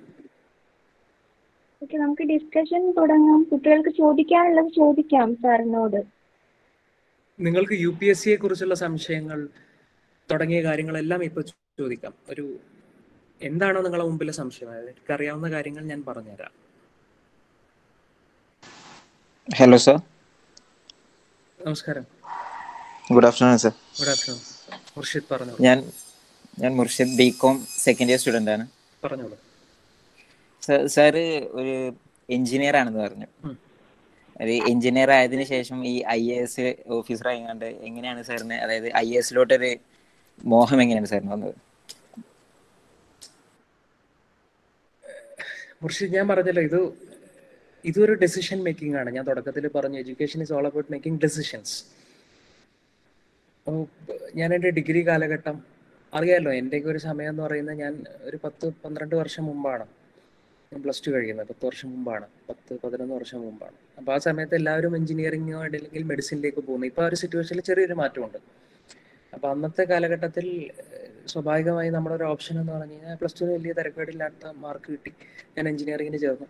അപ്പോൾ എഞ്ചിനീയറിംഗ് പഠിച്ചൊരു സമയത്ത് ഞാൻ ശ്രദ്ധിച്ചൊരു കാര്യം, എഞ്ചിനീയറിങ്ങിന് എനിക്ക് മാർക്ക് ഉണ്ടായിരുന്നു, വലിയ കുഴപ്പമില്ലാത്ത നല്ല രീതിയിലുള്ള മാർക്ക് ഉണ്ടായിരുന്നു. ഒരു 8 പോയിന്റർ ആയിരുന്നു ഞാൻ. 8 പോയിന്റർ എന്ന് പറഞ്ഞാൽ ക്രെഡിറ്റ് സിസ്റ്റം വെച്ച് ഏകദേശം നമ്മളുടെ ഒരു 80%. അത്തരത്തിൽ മാർക്കൊക്കെ എനിക്ക് കിട്ടിയിരുന്നു. പക്ഷേ പഠിക്കുന്ന സമയത്ത് നമുക്ക് എഞ്ചിനീയറിങ്ങിനെ വളരെ ഒരു താല്പര്യപൂർവ്വം കാണാൻ എനിക്ക് കഴിയുന്നില്ല. ഞാൻ ആലോചിച്ച് നോക്കിയപ്പോൾ, വെറുതെ ഇരിക്കുന്ന സമയത്ത് ഞാൻ മെഷീൻ്റെ ഡിസൈനിനെ കുറിച്ചോ അല്ലെങ്കിൽ എഞ്ചിൻ്റെ പ്രവർത്തനങ്ങളെ കുറിച്ചോ ഒന്നും ആലോചിക്കുന്ന ഒരാളല്ല. അല്ലെങ്കിൽ എഞ്ചിനീയറിംഗ് ഡിസൈൻസിനെ കുറിച്ചോ, മെക്കാനിക്കൽ എഞ്ചിനീയർ ആയിരുന്നു, അതിനെക്കുറിച്ചൊന്നും വല്ലാണ്ട് ആലോചിക്കുന്ന ഒരാളല്ല ഞാൻ. അപ്പോൾ ഇതെന്താ ഞാൻ ആലോചിച്ച് നോക്കി. ഇതും ഒരു ഡിസിഷൻ മേക്കിംഗ് ആണ് ഞാൻ പറഞ്ഞത്. പക്ഷെ ചില കാര്യങ്ങൾ ചെയ്യുമ്പോൾ, ഞാൻ സാമൂഹികമായിട്ടുള്ള ഇടപെടലുകൾ കോളേജുകളിൽ നിന്ന് ചെയ്യുന്ന സമയത്ത് അല്ലെങ്കിൽ അത്തരത്തിലുള്ള മേഖലകളിലൊക്കെ എനിക്ക് വലിയ താല്പര്യം തോന്നിയിരുന്നു. അപ്പം ഇങ്ങനെ ആലോചിച്ച സമയത്താണ് എൻ്റെ ഒരു ഏരിയ എന്ന് പറയുന്നത് പലപ്പോഴും ഒരു സാമൂഹിക മേഖലയാണെന്ന് ഞാൻ തിരിച്ചറിയുന്നത്. അപ്പോൾ ഇതൊരു ഡിസിഷൻ മേക്കിംഗ് ആണ്. അപ്പോൾ ആ സാമൂഹിക മേഖല എന്ന് പറയുമ്പോൾ നമ്മുടെ മുമ്പിൽ കുറേ ഓപ്ഷൻസ് ഉണ്ട്. നമുക്ക് വേണമെങ്കിൽ രാഷ്ട്രീയക്കാരനാകാം, നമുക്കൊരു NGO പ്രവർത്തകനാകാം, NGOയിൽ ആക്ടിവിസ്റ്റ് ആകാം, അല്ലെങ്കിൽ വേറെയും പല മാർഗ്ഗങ്ങളുണ്ട്. അല്ലെങ്കിൽ സിവിൽ സർവീസിലൊക്കെ വന്നിട്ട് നിങ്ങൾക്ക് സമൂഹത്തിന് കോൺട്രിബ്യൂട്ട് ചെയ്യാം. ഇതൊന്നും അല്ലാണ്ട് അധ്യാപകരായിട്ടും എന്തുമായിട്ടും നമുക്ക് സമൂഹത്തിന് കോൺട്രിബ്യൂട്ട് ചെയ്യാൻ പറ്റും. അപ്പോൾ സ്വാഭാവികമായിട്ടും എൻ്റെ സ്വഭാവം ഞാൻ പഠിച്ചത് മനസ്സിലാക്കിയത്, നമുക്ക് നമ്മുടെ തന്നെ കുറിച്ചൊരു ധാരണ വേണമല്ലോ. അപ്പോൾ എൻ്റെ ഒരു സ്വഭാവം വെച്ചിട്ട് എനിക്ക് ഏറ്റവും യോജിച്ചതായിട്ട് തോന്നിയത് സിവിൽ സർവീസാണ്. അങ്ങനെയാണ് ഞാൻ സിവിൽ സർവീസ് എടുക്കാം എന്നുള്ളൊരു തീരുമാനത്തിലേക്ക് എത്തിയത്. ഞാൻ പറഞ്ഞു മനസ്സിലായി, ഇങ്ങനെയാണ് ഞാൻ സിവിൽ സർവീസിലേക്ക് പോകാമെന്നുള്ളൊരു തീരുമാനം എത്തിയത്. പക്ഷെ അങ്ങനെ ഒരു തീരുമാനം എടുത്തപ്പോഴും എന്ന് പറയുന്നപ്പോൾ നിങ്ങളൊരു സിവിൽ സർവൻറ്റിനെ നിങ്ങൾ നേരിട്ട് കാണുന്നുണ്ടാവും. ഇപ്പം എന്നെ നിങ്ങൾ കണ്ടിട്ടുണ്ടാവും. പക്ഷെ ഞാൻ തുടങ്ങുന്ന സമയത്ത്, ഒരുപാട് മുമ്പല്ല, ഞാൻ പറയുന്നത് 2015 നമ്മുടെ നാട്ടിൽ ഇത്രയും കൂടുതൽ കുട്ടികൾ ഇതിനെക്കുറിച്ച് ചിന്തിക്കുന്ന ഒരു സമയമല്ല ഇത്. കുറച്ചും കൂടെ കുറവാണ്. അന്ന് ഈ പറയുന്ന ഓൺലൈൻ സംവിധാനങ്ങളും കുറവാണ്. അപ്പം അന്ന് ഡൽഹിയിൽ പോകാനുള്ളൊരു കറേജ് ഇല്ല എന്ന് വേണമെങ്കിൽ പറയാം. നമ്മൾ കാശില്ല എന്നൊക്കെ പറയുന്നതിനേക്കാൾ ഉപരി ഒരു കറേജ് ഇല്ലാത്തൊരവസ്ഥയായിരുന്നു. അപ്പോൾ ആ ഒരു അവസരത്തിൽ ഒരു 4-5 മാസം ഞാൻ വെയിറ്റ് ചെയ്തു. ഇത് ഒരു പ്രായത്തിൻ്റെ ഒരു ചെറിയ പക്വതയില്ലായ്മയിൽ തോന്നുന്ന ഒരു ആവേശമാണോ എന്ന് അറിയാൻ വേണ്ടിയിട്ട് 4-5 മാസം ഞാൻ വെയിറ്റ് ചെയ്തു. 4-5 മാസം കഴിഞ്ഞപ്പോഴും നമ്മുടെ മനസ്സിൽ വലിയ ആഗ്രഹം പോലെ അതുള്ള സമയം ഞാൻ തീരുമാനമെടുത്തു, ഇത് പെർസ്യൂ ചെയ്യാൻ തീരുമാനമെടുത്തു. അങ്ങനെയാണ് ഈ പറയുന്ന സിവിൽ സർവീസസിലേക്ക് ശ്രമിക്കാൻ തയ്യാറായി മുന്നോട്ട് പോകുന്നത്. മുർഷിദിന്റെ ചോദ്യം അതല്ലായിരുന്നു? അതെ സാർ, അതന്നെയായിരുന്നു. ക്ലിയർ ആയി സാർ. അതാ ഞാൻ പറഞ്ഞത് മുർഷിദ്, ഇതൊക്കെ ഒരു ഡിസിഷൻ മേക്കിംഗ് ആണ്. ആ ഡിസിഷൻ എടുക്കുമ്പോൾ ഞാൻ പറഞ്ഞല്ലോ, ഇതിൽ സൈക്കോളജി ഉണ്ട്. നിങ്ങളെ തന്നെ കുറിച്ച് അറിയണം. നിങ്ങൾക്ക് നിങ്ങളെ കുറിച്ച് അറിയില്ലെങ്കിൽ വേറെ ആർക്കും പറഞ്ഞു തരാൻ പറ്റില്ല. അപ്പം എനിക്ക് മുർഷിദിനെ കുറിച്ച് പറഞ്ഞു തരാൻ പറ്റില്ല. കാരണം മുർഷിദിന്റെ ആഗ്രഹങ്ങളും അഭിലാഷങ്ങളും മുർഷിദിനെ അറിയുന്ന പോലെ വേറൊരാൾക്കും അറിയില്ല. അപ്പം നിങ്ങളെ തന്നെ കുറിച്ച് പഠിക്കണം. സെൽഫ് ഇൻട്രോസ്പെക്ഷൻ നിങ്ങൾ നടത്തണം. അവിടെ സൈക്കോളജി വരുന്നുണ്ട്.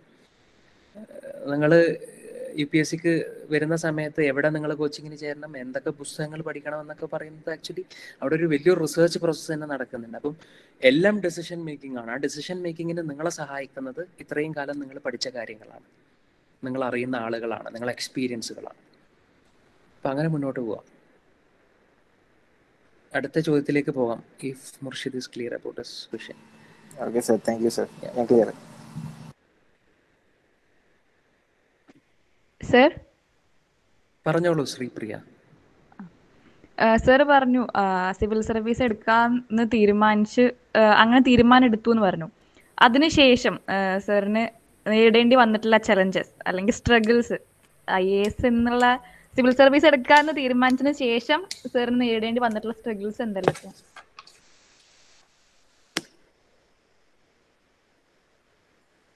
നല്ല ചോദ്യമാണ് ശ്രീപ്രിയ.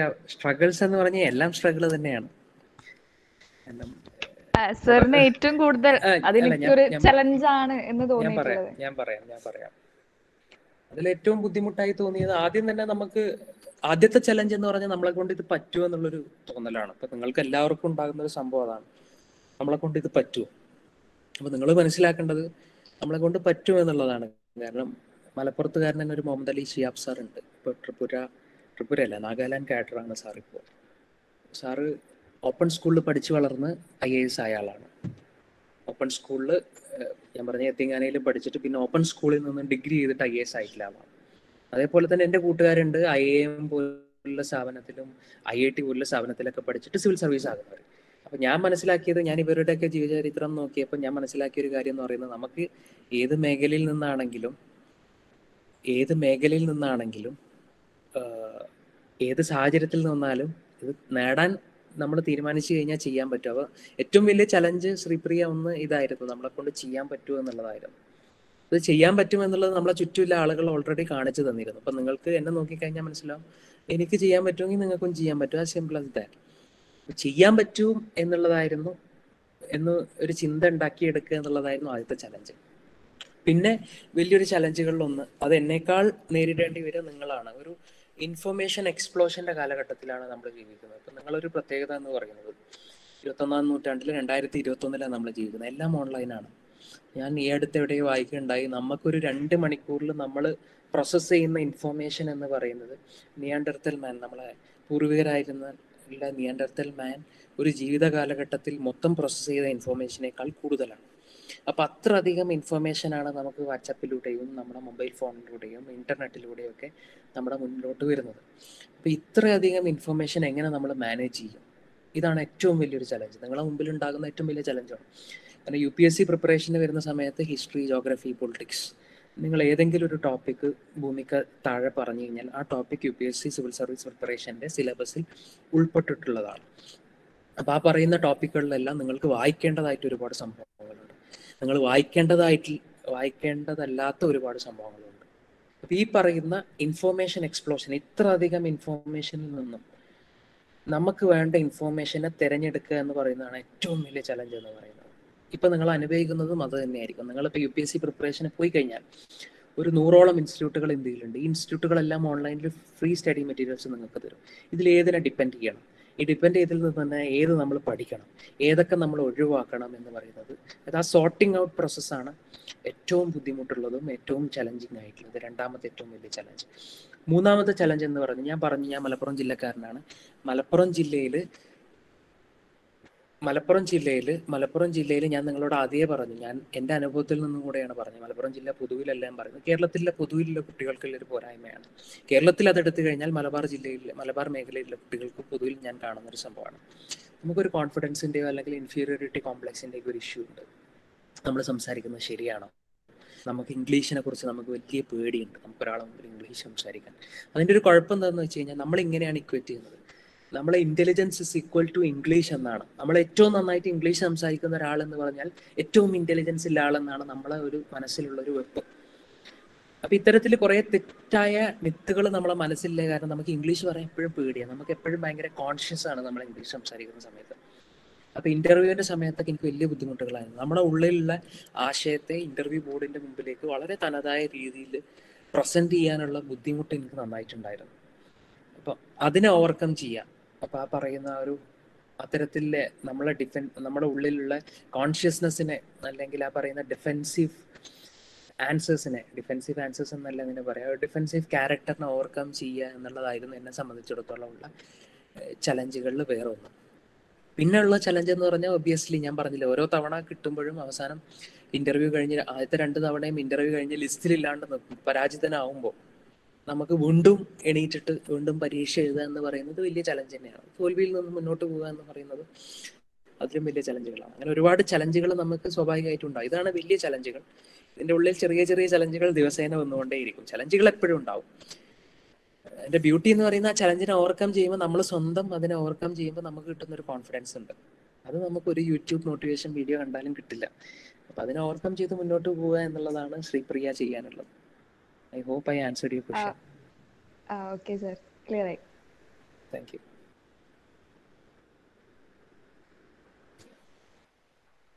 ഹലോ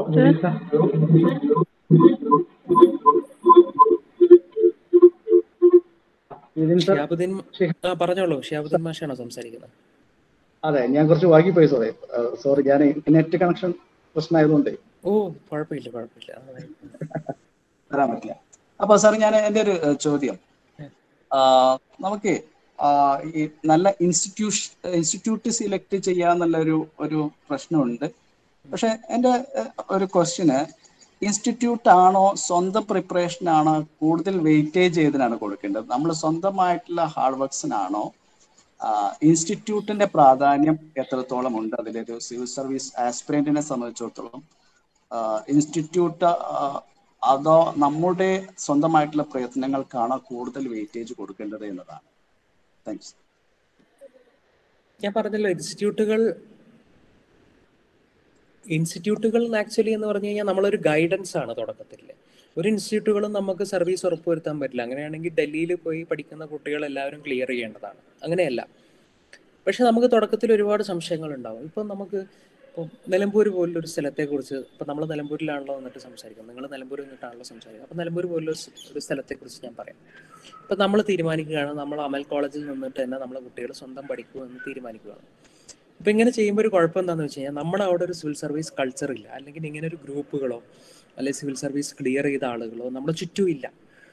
അപ്പോൾ നമ്മൾ ഡിസ്കസ് ചെയ്യുന്നത് നമ്മുടെ ഇപ്പം ശ്രീപ്രിയയും ഇതിൻ്റെ മുമ്പ് സംസാരിച്ച മുർഷിദും ഒക്കെ കൂടെ ഇരുന്ന് ചർച്ച ചെയ്തിട്ടാണ് സിവിൽ സർവീസ് നിങ്ങൾ പഠിക്കുന്നതെന്ന് വിചാരിക്കുക. അങ്ങനെയുള്ള ഒരു സമയത്ത് ഒരു കുഴപ്പം എന്ന് പറഞ്ഞു കഴിഞ്ഞാൽ നമുക്കറിയില്ല ഇതെങ്ങനെയാണ് പ്രോസസ്സ്. നമ്മൾ സ്വന്തം അനാലിസിസിലേക്ക് പലപ്പോഴും തുടക്കത്തിൽ പോകുമ്പോൾ നമ്മൾ ഒരുപാട് ടൈം കൺസ്യൂമിങ് ആയിട്ട് വരും.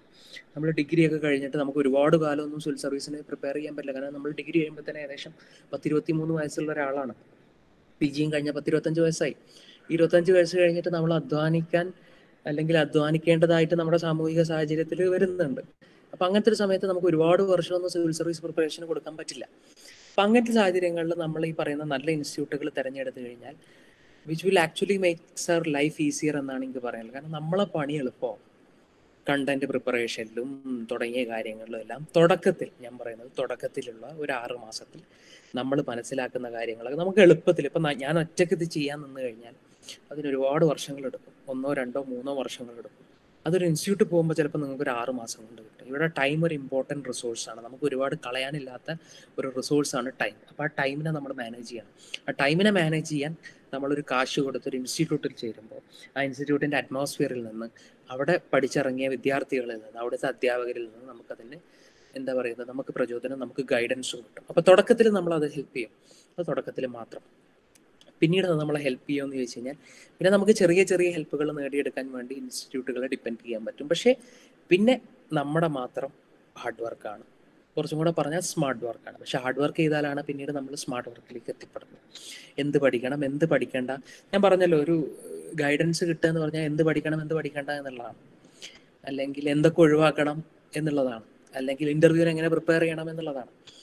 ഇതൊക്കെ ഗൈഡൻസ് എന്ന് പറഞ്ഞാൽ ഒരു തവണ നമുക്ക് ഗൈഡൻസ്, നമുക്ക് ഇൻസ്റ്റിറ്റ്യൂട്ടുകളെ സഹായം തേടാം. പക്ഷെ അതിനുശേഷം നമ്മുടെ സോൾ ഹാർഡ് വർക്കാണ്, നമ്മളെ സ്മാർട്ട് വർക്കാണ്, നമ്മളെ പ്രിപ്പറേഷനാണ്.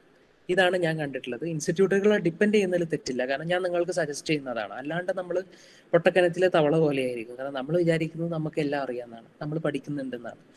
പക്ഷെ ചിലപ്പോൾ അങ്ങനെ ആയിക്കൊള്ളണമെന്നില്ല. കാരണം നമ്മുടെ നിലമ്പൂർ പോലുള്ളൊരു സ്ഥലത്ത് സിവിൽ സർവീസ് ഹബ്ബായിട്ട് മാറിയിട്ടില്ല. ഇപ്പോൾ ട്രിവാൻഡ്രത്തിൽ ഒരു കുട്ടിയെ സംബന്ധിച്ചിടത്തോളം ഇൻസ്റ്റിറ്റ്യൂട്ടിൽ പോകാതെ തന്നെ ഒരു സിവിൽ സർവീസ് സർക്കിളിലേക്ക് എത്തിപ്പെടാനുള്ള ചാൻസ് കൂടുതലാണ്. അതേപോലെയല്ല നമ്മുടെ നാട്ടിൽ.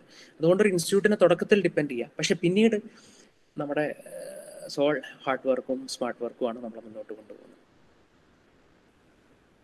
Thank you sir. Thank you sir. Thank you മാഷ്. ഞാൻ സാർ പറഞ്ഞ പോലെ തന്നെ ഒരു ധാരണയുണ്ട്, ഡൽഹിയിൽ പോയാലും സാർ പറഞ്ഞ പോലെ തന്നെ ഡൽഹിയിൽ പോകണം, IAS നേടണം എന്ന നിലയിലൊക്കെയുള്ള ഒരു തെറ്റായ ധാരണ ഉണ്ടോ എന്ന് എനിക്കൊരു സംശയം പലപ്പോഴും കുട്ടികൾക്ക്. ഇല്ല, ഞാൻ കേരളത്തിൽ നിന്ന് പഠിച്ച് സിവിൽ സർവീസ് ക്ലിയർ ആയിട്ടുള്ള ആളാണ്. കേരളത്തിൽ നിന്ന് പഠിച്ചിട്ട് ഇപ്പൊ ഒരുപാട് കുട്ടികൾ ഡൽഹി കാണാണ്ട് സിവിൽ സർവീസ് ക്ലിയർ ചെയ്യുന്ന ആളുകളുണ്ട്. ഇപ്പൊ ഡൽഹിയിൽ പോവാന്ന് പറയുന്നത് ഇപ്പോഴത്തെ ഓൺലൈൻ സാഹചര്യത്തിൽ നമുക്ക് ഒരുപാട് ഓപ്പർച്യൂണിറ്റികളുണ്ട്. ഇപ്പൊ ഡൽഹിയിൽ നിങ്ങൾ ഏത് ഇൻസ്റ്റിറ്റ്യൂട്ട് എടുത്തു കഴിഞ്ഞാലും അവരുടെ എല്ലാ കോഴ്സസും ഓൺലൈൻ ഇവിടെ അവൈലബിൾ ആണ്. അപ്പം സാറോടും സക്കറിയ സാറോടും ഒക്കെ എനിക്ക് പറയാനുള്ളത്, ഈ ഓൺലൈൻ റിസോഴ്സുകളെ കുറിച്ച് കുട്ടികൾക്ക് വലിയ അവബോധം ഉണ്ടാക്കി കൊടുക്കാൻ നിങ്ങളൊരു സെഷൻ ആരുമായിട്ടെങ്കിലും കണ്ടക്ട് ചെയ്യണം. കാരണം ഇത് മാത്രമല്ല ഞാൻ പറയുന്നത്, ഞാൻ സർവീസിൽ കയറിയതിന് ശേഷമാണ് ഞാൻ അറിയുന്നത്, സ്വയം പോർട്ടൽ എന്ന് പറഞ്ഞ SWAYAM സ്വയം പോർട്ടൽ എന്ന് പറഞ്ഞൊരു പോർട്ടലുണ്ട്, സെൻട്രൽ ഗവൺമെന്റിന്റെ MHRDയുടെ ഒരു പോർട്ടലാണ്. ആ പോർട്ടലിൽ നിങ്ങൾക്ക് കയറി കഴിഞ്ഞ് കഴിഞ്ഞാൽ, ഞാൻ ഒരു യാഥാർത്ഥ്യമാണ് പറയുന്നത്, ചിലപ്പോൾ നമുക്ക് മലപ്പുറം ജില്ലയിലെ ക്ലാസ്സുകളാണ് ഏറ്റവും ഇന്ത്യയിലെ മികച്ച ക്ലാസ്സുകളൊന്നും നമുക്ക് അവകാശപ്പെടാൻ പറ്റില്ല. അപ്പോൾ നമുക്ക് ഏറ്റവും നല്ല പ്രീമിയർ ഇൻസ്റ്റിറ്റ്യൂട്ടിൽ നിന്നും, IIT-കളിൽ നിന്നോ അല്ലെങ്കിൽ ഏറ്റവും നല്ല മികച്ച യൂണിവേഴ്സിറ്റികളിൽ നിന്നുള്ള അധ്യാപകരുടെ ക്ലാസ്സുകൾ, അത് നമുക്ക് നമ്മുടെ കോളേജിൽ കിട്ടുന്ന ക്ലാസ്സുകളെ കുറച്ചും കൂടെ വാല്യൂ അഡീഷന് വേണ്ടി നമുക്ക് കുട്ടികൾക്ക് അതൊക്കെ റെഫർ ചെയ്യാവുന്നതാണ്. അപ്പം ഞാൻ പറയുന്നത്, ഓൺലൈൻ എന്ന് പറയുന്ന നമ്മളെ ഇന്റർനെറ്റ് എന്ന് പറയുന്ന റിസോഴ്സിനെ എഫിഷ്യൻ്റ് ആയിട്ട് യൂട്ടിലൈസ് ചെയ്യാൻ കുട്ടികൾക്ക് നിങ്ങളെ ക്ലബിലൂടെ പറഞ്ഞു കൊടുക്കാൻ പറ്റണം. അതൊരു വലിയ വേണ്ട ക്വാളിറ്റികളിലൊന്നാണ്. കാരണം നമുക്കൊക്കെ ഉള്ളൊരു പ്രശ്നമാണ്, നമ്മളൊക്കെ വാട്സപ്പിലും ബാക്കിയുള്ള സോഷ്യൽ മീഡിയയിലൊക്കെ കളയുന്ന സമയത്തിന് പരിധികളില്ല. അതായത് ഒരു ദിവസം ഒരു സ്ക്രീൻ ടൈം എന്ന് പറയുന്നത് ഒരു ശരാശരി കുട്ടിയെ സംബന്ധിച്ചിടത്തോളം 8 മണിക്കൂറൊക്കെയാണ്. 8 മണിക്കൂറിൽ അവൻ എന്താ കണ്ടതെന്ന് ചോദിച്ചു കഴിഞ്ഞാൽ അവന് വാല്യൂ അഡീഷൻ ആയിട്ടുള്ള ഒന്നും കണ്ടിട്ടുണ്ടാവില്ല. പക്ഷെ അവനെ ഡിസ്ട്രാക്ഷനിലേക്ക് കൊണ്ടുപോകുന്ന ഒരുപാട് കാര്യങ്ങൾ അതിലുണ്ടാവുന്നതാണ്.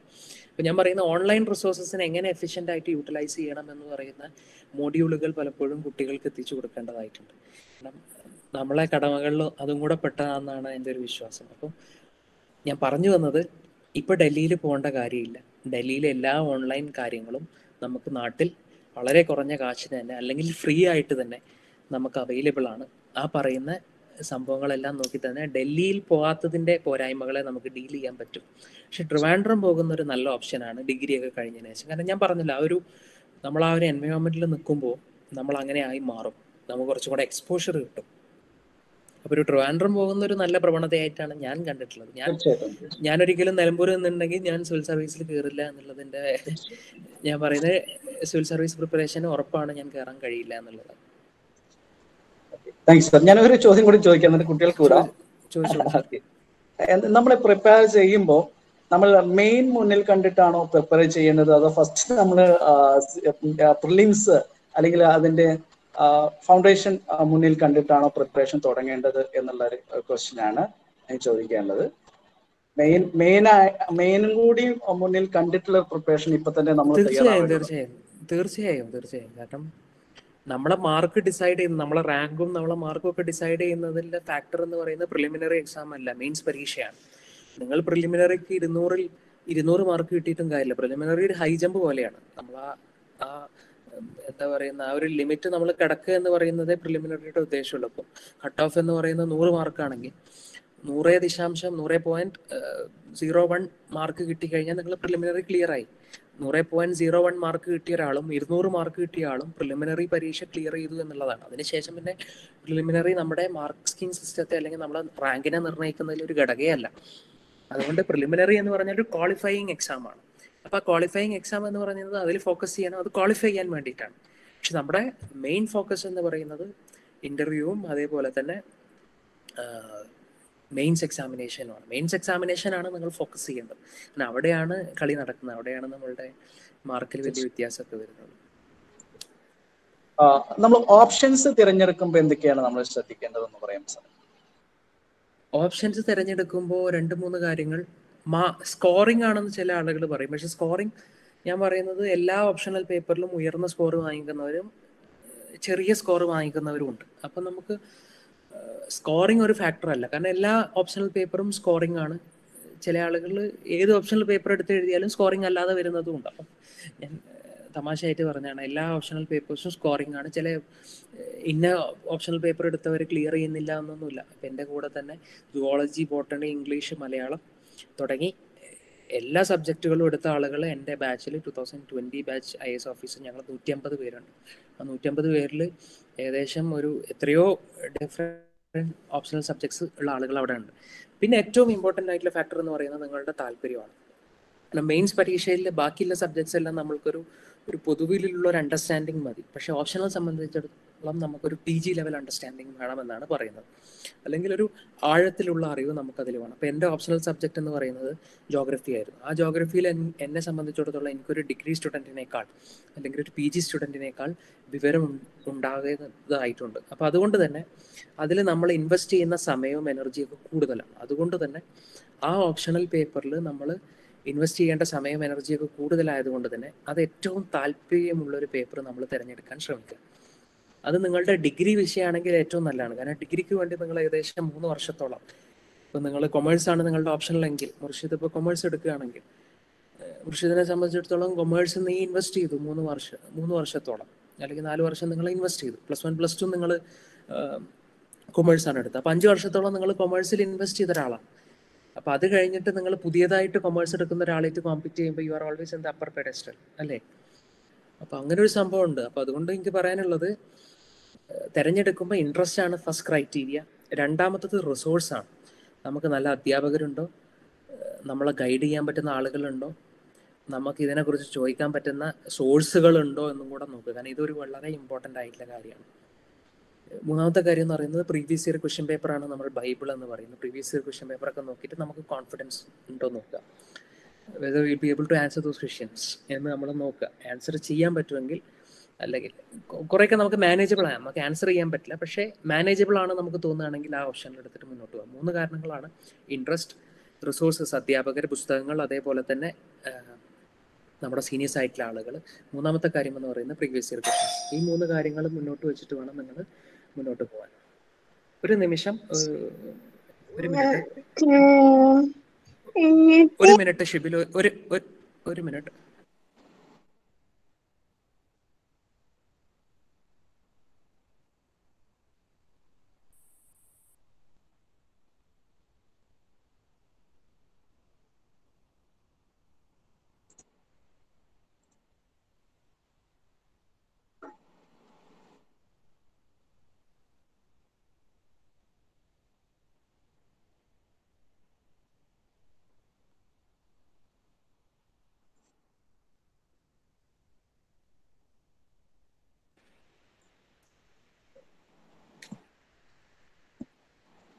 ചോദിച്ചോളൂ.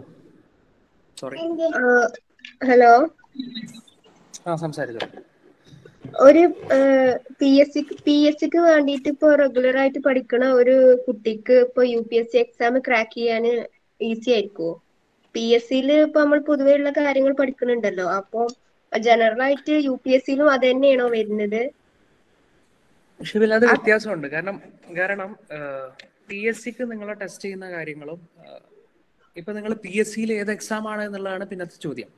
ഇപ്പോൾ PSCയിൽ നിങ്ങൾ കേരള PSC നടത്തുന്ന കേരള അഡ്മിനിസ്ട്രേറ്റീവ് സർവീസിൽ നിങ്ങൾ പഠിച്ചെങ്കിൽ വേണ്ടിയാണ് നിങ്ങൾ പഠിച്ചതെങ്കിൽ നിങ്ങൾക്ക് UPSCക്ക് ഹെൽപ്ഫുൾ ആയിട്ട് വരാം.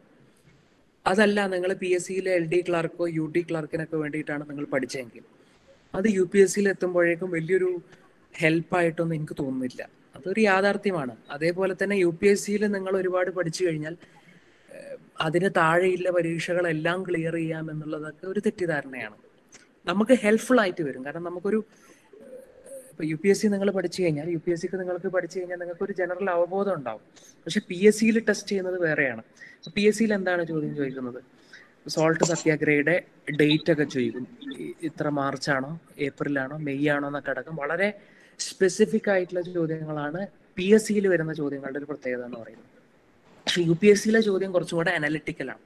കാരണം PSCയിൽ നിങ്ങളെ സെലക്ട് ചെയ്യാൻ പോകുന്ന പോസ്റ്റുകൾ എന്ന് പറയുന്നത് LD ക്ലർക്കോ UD ക്ലർക്കോ അല്ലെങ്കിൽ അത്തരത്തിൽ സെക്രട്ടേറിയറ്റ് അസിസ്റ്റന്റോ യൂണിവേഴ്സിറ്റി അസിസ്റ്റന്റോ തുടങ്ങിയ പോസ്റ്റുകളാണ്. അപ്പൊ ആ പോസ്റ്റിൽ വേണ്ട ഒരാൾക്ക് വേണ്ട ക്വാളിഫിക്കേഷൻസ് ഉണ്ടോ എന്നാണ് അവർ നോക്കുന്നത്. ഒരു സ്പെസിഫിക് മെമ്മറി ഉള്ള ആളാണോ നിങ്ങൾ? ഇത്ര മെമ്മറി കപ്പാസിറ്റി നിങ്ങൾക്ക് ഉണ്ടോ? അല്ലെങ്കിൽ LD ക്ലർക്ക് ആകുന്ന ഒരാളെ സംബന്ധിച്ചിടത്തോളം ഇത്ര മെമ്മറി കപ്പാസിറ്റി നിങ്ങൾക്കുണ്ടോ? ഇത്രയും കാര്യങ്ങൾക്ക് നിങ്ങൾക്ക് തലയിൽ സ്റ്റോർ ചെയ്യാൻ തക്ക ശേഷിയുള്ള ആളാണോ എന്നാണ് അവർ നോക്കുന്നത്. അവിടെ നിങ്ങൾക്ക് അനലിറ്റിക്കൽ സ്കിൽസ് അല്ല വേണ്ടത്. അല്ലെങ്കിൽ നിങ്ങൾക്ക് ഇത്രയും കമ്പ്യൂട്ടേഷൻ കേപ്പബിലിറ്റി ഉണ്ടോ, നിങ്ങൾക്ക് മാത്സ് ഇത്ര ചെയ്യാൻ പറ്റുന്നുണ്ടോ, അതാണ് അവർ നോക്കുന്നത്. അപ്പൊ അവർ ടെസ്റ്റ് ചെയ്യുന്നത് വേറെ ചില കാര്യങ്ങളാണ്. അപ്പൊ UPSCയിൽ ടെസ്റ്റ് ചെയ്യുന്നത് വേറെ തന്നെ കാര്യങ്ങളാണ്. അപ്പൊ PSCയിലെ LDCയും UDCക്കും നമ്മൾ പ്രിപ്പയർ ചെയ്ത് കഴിഞ്ഞാൽ UPSCയിൽ വലിയൊരു മുതൽക്കൂട്ടാണ് എന്നൊന്നും അവകാശപ്പെടുന്നില്ല ഞാൻ. അത് നിങ്ങൾ ആരോട് ചോദിച്ചു കഴിഞ്ഞാലും അങ്ങനെ തന്നെയായിരിക്കും പറയുക. കാരണം ഞാൻ ഈ പരീക്ഷയെ കൃത്യമായി അറിഞ്ഞ ആളാണ്. അറ്റ്ലീസ്റ്റ് UPSC പരീക്ഷ നന്നായി അറിഞ്ഞ ആളാണ്. ഞാൻ PSC പരീക്ഷകൾ എഴുതിയിട്ടില്ല. എൻ്റെ തുടക്ക കാലഘട്ടത്തിൽ 1 or 2 പരീക്ഷയാണ് എഴുതിയിട്ടുള്ളത്. പക്ഷെ ഞാനത് ക്ലിയർ ചെയ്തിട്ടില്ല. അത് തുടങ്ങിയ സമയത്താണ്. അപ്പം ഞാൻ മനസ്സിലാക്കിയ ഒരു കാര്യമാണ്, UPSC പഠിച്ചു കഴിഞ്ഞാൽ അതിൻ്റെ താഴെയുള്ള പരീക്ഷകളെല്ലാം ക്ലിയർ ചെയ്യുമെന്ന് പറയുന്നത് ഒരു മിത്താണ്. UPSC പഠിച്ചു കഴിഞ്ഞാൽ നമുക്ക് നല്ലൊരു ഇൻഫർമേഷൻ ബേസ് ഉണ്ടാവും, ഒരു നോളജ് ബേസ് ഉണ്ടാവും. പക്ഷെ ആ നോളജ് ബേസ് വെച്ചിട്ട് നമുക്ക് ഈസിയാണ്. ഇപ്പം ഞാൻ UPSC പഠിച്ച് ഞാൻ ക്ലിയർ ആയില്ല എന്നുണ്ടെങ്കിൽ അത് വെച്ചിട്ട് ഒരു SI ടെസ്റ്റ് ക്ലിയർ ചെയ്യാന്ന് പറഞ്ഞാൽ കുറച്ചും കൂടെ എളുപ്പമാണ് എന്നെ സംബന്ധിച്ചിടത്തോളം. പക്ഷെ നോട്ട് ദ അതർവൈസ്. നിങ്ങൾ PSC പഠിച്ചത് കൊണ്ട് നിങ്ങൾക്ക് UPSC വളരെ ഈസി ആയിട്ട് ക്ലിയർ ചെയ്യാൻ എന്നില്ല. നിങ്ങൾക്ക് ചെറിയൊരു സപ്പോർട്ട് ഉണ്ടായിരിക്കും. കുറച്ചും കൂടെ ഒരു ഹയർ പെഡസ്റ്റലിൽ നിന്നാണ് നിങ്ങൾ തുടങ്ങുന്നത്. പക്ഷേ അതൊരു വലിയ ഫാക്ടർ ആയിട്ട് എനിക്ക് തോന്നിയിട്ടില്ല. ഇതൊരു ജെനുവിൻ ഒപ്പീനിയൻ ആണ്. ഇതാണ് ഞാൻ മനസ്സിലാക്കിയിട്ടുള്ളത്. ഷിബിൽ സർ, ഞാൻ ഡൗട്ട് ചോദിക്കട്ടെ? ചോദിച്ചോളൂ. Hello sir. സർ, നമ്മൾ ഈ സർട്ടിഫിക്കറ്റ്സ് ഏതൊക്കെയാണ് വെക്കേണ്ടത്? എപ്പോഴാണ് വെക്കേണ്ടി വരിക? സർട്ടിഫിക്കറ്റ്സ് നിങ്ങൾക്ക് ഡിഗ്രി സർട്ടിഫിക്കറ്റ് മാത്രമാണ് ഇതിന് ആവശ്യമുള്ളത്. നിങ്ങൾ ഡിഗ്രി ക്വാളിഫൈ ചെയ്ത ആളാണെങ്കിൽ അത് നിങ്ങൾ ഡിഗ്രി ഫൈനൽ ഇയർ പഠിക്കുന്ന സമയത്ത് തന്നെ പരീക്ഷയ്ക്ക് നിങ്ങൾക്ക് അപ്ലൈ ചെയ്യാൻ പറ്റും. അതിൽ അങ്ങനെ ഒരു ഓപ്ഷൻ ഉണ്ട്. പ്രിലിമിനറി പരീക്ഷയ്ക്ക് നിങ്ങൾ അപ്ലൈ ചെയ്യുന്ന സമയത്ത് നിങ്ങൾ ഫൈനൽ ഇയർ ഡിഗ്രി ആണ് അല്ലെങ്കിൽ ഗ്രാജുവേഷൻ ആണെന്ന് പറഞ്ഞൊരു ഓപ്ഷൻ ഉണ്ട്. അപ്പം നിങ്ങൾ ഡിഗ്രി സർട്ടിഫിക്കറ്റ് തുടക്കത്തിലേ കൊടുക്കണ്ട. അത് ഇന്റർവ്യൂവിന്റെ അപ്പോഴേക്കും 1 വർഷം കഴിഞ്ഞിട്ടുണ്ടാവും. അപ്പോൾ നിങ്ങൾ ഫൈനൽ ഇയർ ഡിഗ്രിയിൽ നിങ്ങൾക്ക് അറ്റംപ്റ്റ് ചെയ്യാൻ പറ്റും. നിങ്ങൾ അഥവാ ഇന്റർവ്യൂ വരെ നിങ്ങൾ എത്തിക്കഴിഞ്ഞാൽ ഇന്റർവ്യൂവിന് പോകുന്ന സമയത്ത് അവർ നിങ്ങളുടെ ഡിഗ്രി സർട്ടിഫിക്കറ്റ് ചോദിക്കും. ആ സമയമാകുമ്പോഴേക്കും നിങ്ങൾക്ക് നിങ്ങളുടെ കോളേജിൽ നിന്നും പ്രൊഫഷണൽ സർട്ടിഫിക്കറ്റോ ഡിഗ്രി സർട്ടിഫിക്കറ്റോ നിങ്ങളുടെ കയ്യിലുണ്ടാവും. പിന്നെ നിങ്ങൾ OBC റിസർവേഷൻ നിങ്ങൾ ആനുകൂല്യം കൈപ്പറ്റുന്ന ആളുകളാണെങ്കിൽ OBC സർട്ടിഫിക്കറ്റ് ആവശ്യമായിട്ട് വരും. നിങ്ങളെ 10ാം ക്ലാസ് സർട്ടിഫിക്കറ്റ് ആവശ്യമായിട്ട് വരും. പിന്നെ എല്ലാം ഈ 3-4 സർട്ടിഫിക്കറ്റുകളാണ് ആവശ്യമുള്ളത്. പിന്നെ നിങ്ങൾ ക്രീമി ലെയർ കാറ്റഗറി ആണെങ്കിൽ, നോൺ ക്രീമി ലെയർ സർട്ടിഫിക്കറ്റ് ആണെങ്കിൽ, നിങ്ങളുടെ ഫാദർ മദർ ഗവൺമെന്റ് ജോലിക്കാരാണെങ്കിൽ നോൺ ക്രീമി ലെയർ സർട്ടിഫിക്കറ്റ് ആവശ്യമായി വരും. അപ്പോൾ ഇൻകം ടാക്സ് റിട്ടേൺസ് അതെല്ലാം നിങ്ങൾ വിട്ടുകളഞ്ഞേക്ക്. ബേസിക്കലി നിങ്ങളുടെ ഡിഗ്രി സർട്ടിഫിക്കറ്റ് ആണ് ആവശ്യമായിട്ടുണ്ടാകും. സാറിന്റെ നമ്പർ ഒന്ന് തരുമോ? നമ്പർ ഞാൻ ചാറ്റിൽ എഴുതാം. Okay sir. എന്തെങ്കിലും ഡൗട്ട്സ് ഉണ്ടെങ്കിൽ സാറിനെ ഒന്ന് വിളിച്ച് ക്ലിയർ ചെയ്യാനായിരുന്നു.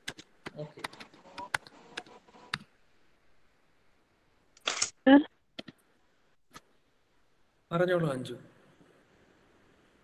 Thanks sir. Anju Aravind, maths and physics double main student ആണ്. അപ്പൊ എനിക്ക് ചോദിക്കാനുള്ളത്, ഈ Kerala based KS exam all India level നടക്കുന്ന UPSC എക്സാം തമ്മിൽ മെയിൻ ആയിട്ടുള്ള ഡിഫറൻസ് എന്താ? മെയിൻ ആയിട്ടുള്ള ഡിഫറൻസ് എന്ന് പറഞ്ഞാൽ KS പരീക്ഷ എഴുതാത്ത ഒരാളാണ് ഞാൻ. അതുകൊണ്ട് ആ പരീക്ഷയുടെ കൃത്യമായ ഘടന എനിക്ക് കൃത്യമായി അറിയില്ല. വ്യത്യാസം എന്ന് പറഞ്ഞു കഴിഞ്ഞാൽ, ഇപ്പോൾ നിങ്ങൾ UPSC പരീക്ഷ എടുക്കുമ്പോൾ നിങ്ങൾ ഇന്ത്യൻ ഹിസ്റ്ററിക്കാണ് എംഫസിസ് കൊടുക്കുന്നത്. അവിടെ നിങ്ങളൊരു പാൻ ഇന്ത്യ സർവീസിലേക്കാണ് പോകുന്നത്, അല്ലെങ്കിൽ ഒരു ഓൾ ഇന്ത്യ സർവീസ് പരീക്ഷയാണ് നിങ്ങൾ എഴുതുന്നത്. അപ്പോൾ ഒരു സ്റ്റേറ്റിനും സ്പെസിഫിക് ആയിട്ട് നിങ്ങൾ ഇമ്പോർട്ടൻസ് കൊടുക്കുന്നില്ല. നിങ്ങൾ കേരള ചരിത്രം കൂടുതലായി അവിടെ പഠിക്കുന്നില്ല, നിങ്ങൾ മഹാരാഷ്ട്ര ചരിത്രം അവിടെ കൂടുതലായി പഠിക്കുന്നില്ല. അവിടെ നിങ്ങൾ പഠിക്കാൻ പോകുന്നത് ഇന്ത്യ ചരിത്രം ആസ് എ ഹോളാണ്. എല്ലാം അങ്ങനെയാണ്. ഇന്ത്യൻ എക്കണോമിയാണ് പഠിക്കുന്നത്, കേരള എക്കണോമി അല്ല അവിടെ പഠിക്കുന്നത്. അപ്പൊ അവിടുത്തെ സിലബസ് എന്ന് പറയുന്നത് ഒരു പാൻ ഇന്ത്യ പെർസ്പെക്റ്റീവിലുള്ള സിലബസ് ആണ്. പക്ഷെ KS പരീക്ഷ വരുമ്പോൾ ഘടന ഒന്ന് തന്നെയാണ്, പക്ഷെ സിലബസ് എന്ന് പറയുന്നത് ഇന്ത്യൻ ഹിസ്റ്ററിയുടെ കൂടെ തന്നെ കേരള ഹിസ്റ്ററി ഉണ്ട്. ഞാൻ പറഞ്ഞു മനസ്സിലായോ? അതേപോലെ കേരള കൾച്ചർ ഉണ്ട്, കേരള എക്കണോമിക്സ് ഉണ്ട്, കേരള ബജറ്റിനെ കുറിച്ച് നിങ്ങൾ അറിഞ്ഞിരിക്കണം. അപ്പൊ ആ ഒരു ഡിഫറൻസ് ആണ് സിലബസിലുള്ളത്. പിന്നെ ബേസിക് ഡിഫറൻസ് എന്ന് പറഞ്ഞാൽ ഇത് കേരള PSC നടത്തുന്നതാണ്, അത് യൂണിയൻ പബ്ലിക് സർവീസ് കമ്മീഷൻ നടത്തുന്നതാണ്. പിന്നെ പരീക്ഷ കിട്ടിയിട്ട് നിങ്ങളെ ജോലി എന്ന് പറയുന്നത് KS പരീക്ഷ കയറി കഴിഞ്ഞാൽ നിങ്ങളുടെ ജോലിയാകുന്നത് നിങ്ങളുടെ class 1 employees at the state ലെവലാണ്. അവിടെ നിങ്ങൾ ക്ലാസ് A സർവീസസ് ആണ്. Class A services at the central level of the state government level. Basically അഞ്ചു ഉദ്ദേശിച്ചത് സിലബസിലെ വ്യത്യാസമാണെന്ന് തോന്നുന്നു. അതുകൊണ്ടാണ് ഞാൻ സിലബസിൽ കൂടുതൽ ഫോക്കസ് ചെയ്തത്, ജോലിയുടെ സ്വഭാവം അല്ല എന്ന് തോന്നുന്നു. Okay, thank you sir. Sir ഏറ്റവും പഠിക്കാൻ സുഖമുള്ള സബ്ജക്ട് ഏതതില് ഓപ്ഷണലായിട്ട് എടുക്കാൻ?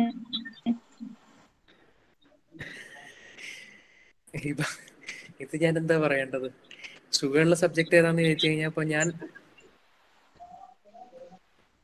ഇപ്പൊ നിങ്ങളൊരു മഹാരാഷ്ട്രയിലെ കുട്ടിയോട് ചോദിച്ചു കഴിഞ്ഞാൽ അയാൾക്ക് മറാഠി ചിലപ്പോൾ ഏറ്റവും സുഖമുള്ള സബ്ജക്റ്റ് ആയിരിക്കും, മലയാളിക്ക് മറാഠി എളുപ്പമാവില്ലല്ലോ. അപ്പൊ അതേപോലെ നമുക്ക് മലയാളം എളുപ്പമായിരിക്കും, ഒരു വേറെ സംസ്ഥാനക്കാരന് മലയാളം എളുപ്പമാവില്ല.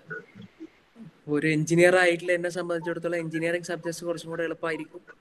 ഇപ്പൊ ഹിബയുടെ ഏതാണ് ബാക്ക്ഗ്രൗണ്ട്, ഏതാണ് ഡിഗ്രി വിഷയം ഏതാണ്? ഞാൻ BA ഇംഗ്ലീഷ് ആണ് സർ. ഹിബയെ സംബന്ധിച്ചിടത്തോളം ഹിബയും ഞാനും എടുക്കുകയാണെങ്കിൽ ഇപ്പൊ എന്നെ സംബന്ധിച്ചിടത്തോളം ഇംഗ്ലീഷ് ഒരു ബുദ്ധിമുട്ടുള്ള സബ്ജക്റ്റ് ആയിരിക്കും, പക്ഷെ ഹിബക്ക് ഇംഗ്ലീഷ് എളുപ്പമുള്ള സബ്ജക്റ്റ് ആയിരിക്കും. അത് വ്യക്തികൾക്കനുസരിച്ച് മാറുമല്ലോ ഹിബ. കാരണം നമുക്ക് അങ്ങനെ ഒരു ഇന്നത് എളുപ്പമാണെന്നോ അല്ലെങ്കിൽ ഇന്നത് ബുദ്ധിമുട്ടാണോ എന്ന് പറയാൻ പറ്റില്ല. ചില ആളുകൾക്ക് അബ്ദുൽ കലാമിന്റെ മിസൈൽ ടെക്നോളജി എളുപ്പമായിരിക്കും, നമുക്ക് അങ്ങനെ ആവില്ല. അപ്പോൾ ഞാൻ പറയുന്നത് ആസ് സിമ്പിൾ ആസ് ദാറ്റ്, അത് നിങ്ങൾ എടുക്കേണ്ട തീരുമാനമാണ്. ഞാൻ കളിയാക്കി സംസാരിച്ചല്ല കേട്ടോ ഹിബ, ഞാൻ പറയുന്നത് ഞാൻ എക്സാമ്പിൾ വെച്ച് പറയാൻ കാര്യം എന്ന് പറയുന്നത് അത് വ്യക്തികൾക്കനുസരിച്ച് മാറും. ചില കുട്ടികൾ ചോദിക്കും രാവിലെ പഠിക്കുന്നതാണോ രാത്രി പഠിക്കുന്നതാണോ എന്നല്ല. ഞാൻ ഇങ്ങനത്തെ ചോദ്യങ്ങൾ വരുന്നോണ്ടാണ് ഞാൻ പറയുന്നത്. ഹിന്ദു വായിക്കുന്നതാണോ ഇന്ത്യൻ എക്സ്പ്രസ് വായിക്കുന്നതാണോ നല്ലത്, ട്രിവാൻഡ്രം പോകുന്നതാണോ ഡൽഹി പോകുന്നതാണോ നല്ലത്? അപ്പൊ ഞാൻ ഇവരോടൊക്കെ പറയാനുള്ളത് there is no thumb rule ഇല്ല. അത് ഇന്ന രീതിയിൽ ചെയ്താലേ നമ്മൾ രക്ഷപ്പെടുള്ളൂ ഒന്നുമില്ല. അതെല്ലാം വ്യക്തികൾക്കനുസരിച്ച് മാറും. ഇപ്പൊ എന്നെ സംബന്ധിച്ചിടത്തോളം ഇത് എളുപ്പമാണെന്ന് പറഞ്ഞാൽ നിങ്ങൾക്ക് അങ്ങനെയല്ല. കാരണം ഞാൻ വേറെ തന്നെ ഒരാളാണ്, എൻ്റെ എക്സ്പീരിയൻസുകൾ വേറെയാണ്, എൻ്റെ എക്സ്പോഷർ വേറെയാണ്, നിങ്ങളുടെ എക്സ്പോഷർ വേറെ തന്നെയാണ്. ഇപ്പൊ ഹിബയുടെ പൊട്ടൻഷ്യാലിറ്റീസും എൻ്റെ പൊട്ടൻഷ്യലും ഭയങ്കര വ്യത്യാസമാണ്. ഹിബക്ക് ചില കാര്യങ്ങളിൽ പൊട്ടൻഷ്യൽ കൂടുതലാണെങ്കിൽ ഞാൻ ആ മേഖലയിൽ കൂടുതൽ വർക്ക് ചെയ്യേണ്ടി വരും. ഹിബയെ സംബന്ധിച്ചിടത്തോളം ആ മേഖലയിൽ കുറഞ്ഞ എഫേർട്ട് എടുത്താൽ മതിയുണ്ടാവും. അപ്പൊ അതുകൊണ്ട് ഞാൻ പറഞ്ഞു തരുന്നത് എല്ലാ ആളുകൾക്കും വ്യത്യസ്തമായ രീതിയിലാണ് സമയം കൊടുക്കേണ്ടതും വിഷയങ്ങൾക്ക് നമ്മൾ സമയം കൊടുക്കേണ്ടതും ഒക്കെ വ്യത്യസ്തമായ രീതിയിലാണ്.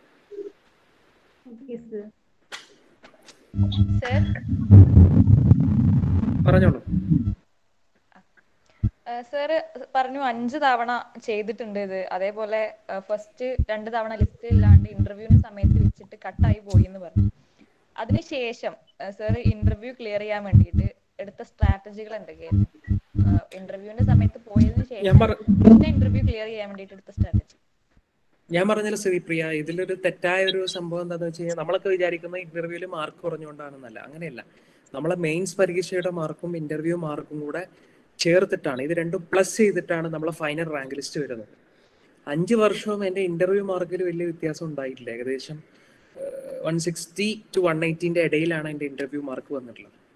പക്ഷെ എൻ്റെ എഴുത്ത് പരീക്ഷയിലെ മാർക്ക് എല്ലാ വർഷവും ഒരു സ്പെസിഫിക് പെർസെൻറ്റേജ് മുന്നോട്ട് പോയിട്ടുണ്ട്. അപ്പം ഞാൻ പറഞ്ഞു വരുന്നത് ഇന്റർവ്യൂവിൽ മാർക്ക് കൂടുന്നത് കൊണ്ടും കുറയുന്നത് കൊണ്ടും അല്ല എന്നെ സംബന്ധിച്ചിടത്തോളം ഞാൻ സർവീസിൽ നിന്ന് ഔട്ടായത്. ഒരു വർഷം അങ്ങനെ സംഭവിച്ചിട്ടുണ്ടായിരുന്നു. പക്ഷെ ബാക്കിയുള്ള 4 വർഷവും എനിക്ക് കിട്ടിയിട്ടുള്ളത് ഏകദേശം ഒരു സ്റ്റേബിൾ ആയിട്ടുള്ള മാർക്കാണ്, ഒരു ആവറേജ് മാർക്കാണ്, എബോ ആവറേജ് മാർക്കല്ല. അപ്പൊ ഇന്റർവ്യൂവിലല്ലായിരുന്നു ഞാൻ പറഞ്ഞത്, എൻ്റെ എഴുത്ത് പരീക്ഷയിലെ മാർക്കാണ് ഓരോ വർഷവും കൂടി വരുന്നത്. പക്ഷെ നമ്മുടെ നാട്ടിലെ ആളുകൾ വിചാരിക്കുന്നത് ഇന്റർവ്യൂ മാർക്ക് കുറയുന്നത് കൊണ്ടാണെന്നാണ്. അങ്ങനെയല്ല. ഇന്റർവ്യൂവിൽ മാർക്ക് കുറഞ്ഞുകൊണ്ട് ഔട്ടാകാം. പക്ഷെ എന്നെ സംബന്ധിച്ചിടത്തോളം ഒരു സ്റ്റേബിൾ മാർക്കായിരുന്നു ഇന്റർവ്യൂവിൽ കിട്ടിയത്. അത് വലിയ ഉയർന്ന മാർക്കല്ല, പക്ഷെ മോശപ്പെട്ട മാർക്കുമല്ല. എഴുത്തില്ല മാർക്കാണ് കൂടി വന്നത്. ഞാൻ കൂടുതൽ എഫേർട്ട് എടുത്ത് പഠിച്ചു എന്നുള്ളതാണ് വർഷം ചെല്ലുന്നതോറും നമുക്ക് വരുന്ന വ്യത്യാസങ്ങളിലൊന്നാണത്. Okay okay okay sir. ഒരു OBC കുട്ടിക്ക് എത്ര തവണ എഴുതാം എക്സാം? അല്ലെങ്കിൽ എത്ര ഏജ് വരെ എഴുതാൻ പറ്റും? 35 വയസ്സ് വരെ OBC കുട്ടികളെ സംബന്ധിച്ചിടത്തോളം പരീക്ഷയ്ക്ക് ട്രൈ ചെയ്യാം. 9 അറ്റംപ്റ്റോളം എഴുതാൻ പറ്റും. ഇത് തന്നെയാണ് എൻ്റെ ഓർമ്മ. ശരിയാണ്, 9 അറ്റംപ്റ്റും 35 വയസ്സ് വരെ. ഇതിലെന്തെങ്കിലും ശരിയാണ്, ഇത് തന്നെയാണ്. എന്തെങ്കിലും തെറ്റുണ്ടെങ്കിൽ, വ്യത്യാസം വന്നിട്ടുണ്ടെങ്കിൽ ഞാൻ നിങ്ങളുടെ കോർഡിനേറ്റർ അറിയിക്കുന്നതാണ്. ഇത് തന്നെയാണ് അതിൻ്റെ ഒരു രീതി. 9 അറ്റംപ്റ്റ് എഴുതാം. ബാക്കിയുള്ള ജനറൽ കുട്ടികളെ സംബന്ധിച്ചിടത്തോളം 6 അറ്റംപ്റ്റ് എഴുതാം. 32 വയസ്സ് വരെ എഴുതാം. ഇന്റർവ്യൂല് ശരിക്കും നമ്മളെ ഫിസിക്കൽ അപ്പിയറൻസ് ഇമ്പോർട്ടന്റ് ആണല്ലോ. അപ്പൊ ഒരു മുസ്ലിം ഗേള് ഒരു ഹിജാബ് ഇട്ടിട്ട് ചെന്ന് കഴിഞ്ഞാല് ശരിക്കും അത് അനുവദനീയാണോ ശരിക്കും? 2015 ഇന്റർവ്യൂവിൽ ഏറ്റവും കൂടുതൽ ഉയർന്ന മാർക്ക് ഇന്ത്യയിൽ കിട്ടിയത് 207 മാർക്ക് കിട്ടിയത് ഓർമ്മ ശരിയാണെങ്കിൽ ഒരു കൊൽക്കത്തക്കാരിയാണ്. ആ കൊൽക്കത്തക്കാരി ഒരു ബോറി മുസ്ലിം ആയിരുന്നു. ബോറി മുസ്ലിംസിനെ നിങ്ങൾക്ക് പരിചയം ഉണ്ടാവില്ല. നിങ്ങൾ പൂനെയിലും മുംബൈയിലും ഗുജറാത്തിലൊക്കെ പോയി കഴിഞ്ഞാൽ ഒരുപാട് ആളുകളെ നമുക്ക് കാണാൻ പറ്റും. ബോറി മുസ്ലിങ്ങൾ ഒരു പ്രത്യേക തരത്തിലുള്ള ഹിജാബ് ധരിക്കുന്ന, ഹിജാബ് എന്നല്ല, അതിന് പ്രത്യേക വസ്ത്രം എന്നാണ് പറയുന്നത്. അത് ധരിച്ചിട്ടാണ് ആ കുട്ടി പങ്കെടുത്തത്. അത് നിങ്ങളുടെ സംസ്കാരമാണ്, അത് നിങ്ങളുടെ കൾച്ചറാണ്. അതിട്ടിട്ട് പങ്കെടുക്കണമെങ്കിൽ നിങ്ങൾക്ക് പങ്കെടുക്കാം. ഞാൻ പറഞ്ഞല്ലോ, ഇതൊക്കെ നമ്മളങ്ങനെ വിചാരിക്കേണ്ട കാര്യമില്ല. ഇത് ഒരു ഓൾ ഇന്ത്യ എക്സാം ആണ്. നിങ്ങൾ ഏത് രീതിയിലും നിങ്ങൾക്ക് പോവാം. അത് നിങ്ങളുടെ വസ്ത്രധാരണമാണ്. അത് മാന്യമായ വസ്ത്രധാരണമായിരിക്കണം. അല്ല, ഫിസിക്കൽ അപ്പിയറൻസ് അനുസരിച്ചിട്ടാണ് ക്വസ്റ്റ്യൻസ് വരിക എന്ന് പറഞ്ഞിട്ടുണ്ടായിരുന്നു. അപ്പൊ ഒരു മുസ്ലിം ഗേൾ ആയതുകൊണ്ട് മുസ്ലിം സൊസൈറ്റിനെ പറ്റി ചോദിക്കാനുള്ള സാധ്യത കൂടുതലായിരിക്കും അല്ലേ? അങ്ങനെയാണോ? അല്ല ഷിബിൽ, നമ്മള് മുസ്ലിം ആണോ ഹിന്ദു ആണോ ക്രിസ്ത്യൻ ആണോ എന്ന് നമ്മുടെ ഡ്രസ്സ് നോക്കിയല്ല അവരറിയേണ്ടത്. അല്ല, അങ്ങനെ അറിയാം. അല്ലാതെ നമ്മൾ കൊടുക്കുന്ന നമ്മളുടെ ഡീറ്റെയിൽഡ് ആപ്ലിക്കേഷൻ ഫോമിൽ നമ്മളുടെ ജാതി ഏതാണ്, നമ്മളുടെ മതം ഏതാണ്, നമ്മൾ എവിടെയാണ് പഠിച്ചത്, നമ്മളുടെ ഫുൾ ബാക്ക്ഗ്രൗണ്ട് അവരുടെ കയ്യിലുണ്ട്. അപ്പൊ ചോദ്യം ചോദിക്കണമെങ്കിൽ നമ്മൾ വസ്ത്രത്തിൽ നിന്ന് മാത്രമല്ല, നമ്മളുടെ ബയോഡാറ്റയിൽ നിന്ന് അവർക്ക് ചോദ്യം ചോദിക്കാം. ഒരു ഹിന്ദു വിദ്യാർത്ഥികളോട് മുസ്ലിം സമുദായത്തെ കുറിച്ച് ചോദ്യം ചോദിക്കാം. മുസ്ലിം സമുദായത്തെ കുറിച്ച് മുസ്ലിങ്ങളോട് തന്നെ ചോദ്യം ചോദിക്കാം. ഞാൻ 2-3 ഇന്റർവ്യൂസ് കണ്ടിരുന്നു. അതിലൊക്കെ ഇങ്ങനെ മുസ്ലിം ഗേൾ ആയതുകൊണ്ട് അല്ലെങ്കിൽ മുസ്ലിം ബോയ് ആയതുകൊണ്ട് ട്രിപ്പിൾ തൊലാക്ക് അതുപോലത്തെ സംഭവങ്ങളെ കുറിച്ച് ചോദിക്കുന്നുണ്ട്. അതുകൊണ്ട് ചോദിച്ചതാണ്. ചോദിക്കാം, ട്രിപ്പിൾ തലാഖിനെ കുറിച്ച് നിങ്ങളോട് ചോദിക്കാം. അപ്പൊ നിങ്ങൾ നിങ്ങളുടെ ഒപ്പീനിയൻ പറയാം. ആ ഒപ്പീനിയൻ എന്താണെന്നുള്ളത് ഞാൻ പറയുന്നത്, നിങ്ങളുടെ ഒപ്പീനിയൻ പറയുമ്പോൾ അത് മതാടിസ്ഥാനത്തിലുള്ള ഒപ്പീനിയൻ ആവുമ്പോഴാണ് അതിന്റെ കുഴപ്പം വരുന്നത്. നിങ്ങളുടെ ഒപ്പീനിയൻ പറയുമ്പോൾ നിങ്ങൾ മത്സരിക്കാൻ പോകുന്ന പരീക്ഷ എന്ന് പറയുന്നത് ഓൾ ഇന്ത്യ സർവീസ് പരീക്ഷയാണ്. നിങ്ങൾ ഇനി ജീവിക്കാൻ പോകുന്ന സർവീസ് എന്ന് പറയുന്നത് ഇന്ത്യൻ ഭരണഘടന അനുസരിച്ചാണ് നിങ്ങൾ ജീവിക്കാൻ പോകുന്നത്. നിങ്ങളുടെ ആക്ഷൻസ് എന്ന് പറയുന്നത് നിങ്ങളുടെ വേദഗ്രന്ഥം അടിസ്ഥാനപ്പെടുത്തിയല്ല, നമ്മളുടെ കോൺസ്റ്റിറ്റ്യൂഷൻ ഓഫ് ഇന്ത്യ ഭരണഘടനയ്ക്ക് അനുസൃതമായാണ്. അപ്പൊ നിങ്ങൾ പറയുന്ന ഒപ്പീനിയൻസ് നിങ്ങളുടെ വേദഗ്രന്ഥത്തിന് അടിസ്ഥാനപ്പെടുത്തിയല്ല ഒപ്പീനിയൻസ് പറയേണ്ടത്. നിങ്ങൾ പറയുന്ന ഒപ്പീനിയൻ എന്ന് പറയുന്നത് ഇന്ത്യൻ സൊസൈറ്റിയും അല്ല. സൊസൈറ്റി തെറ്റാകാം.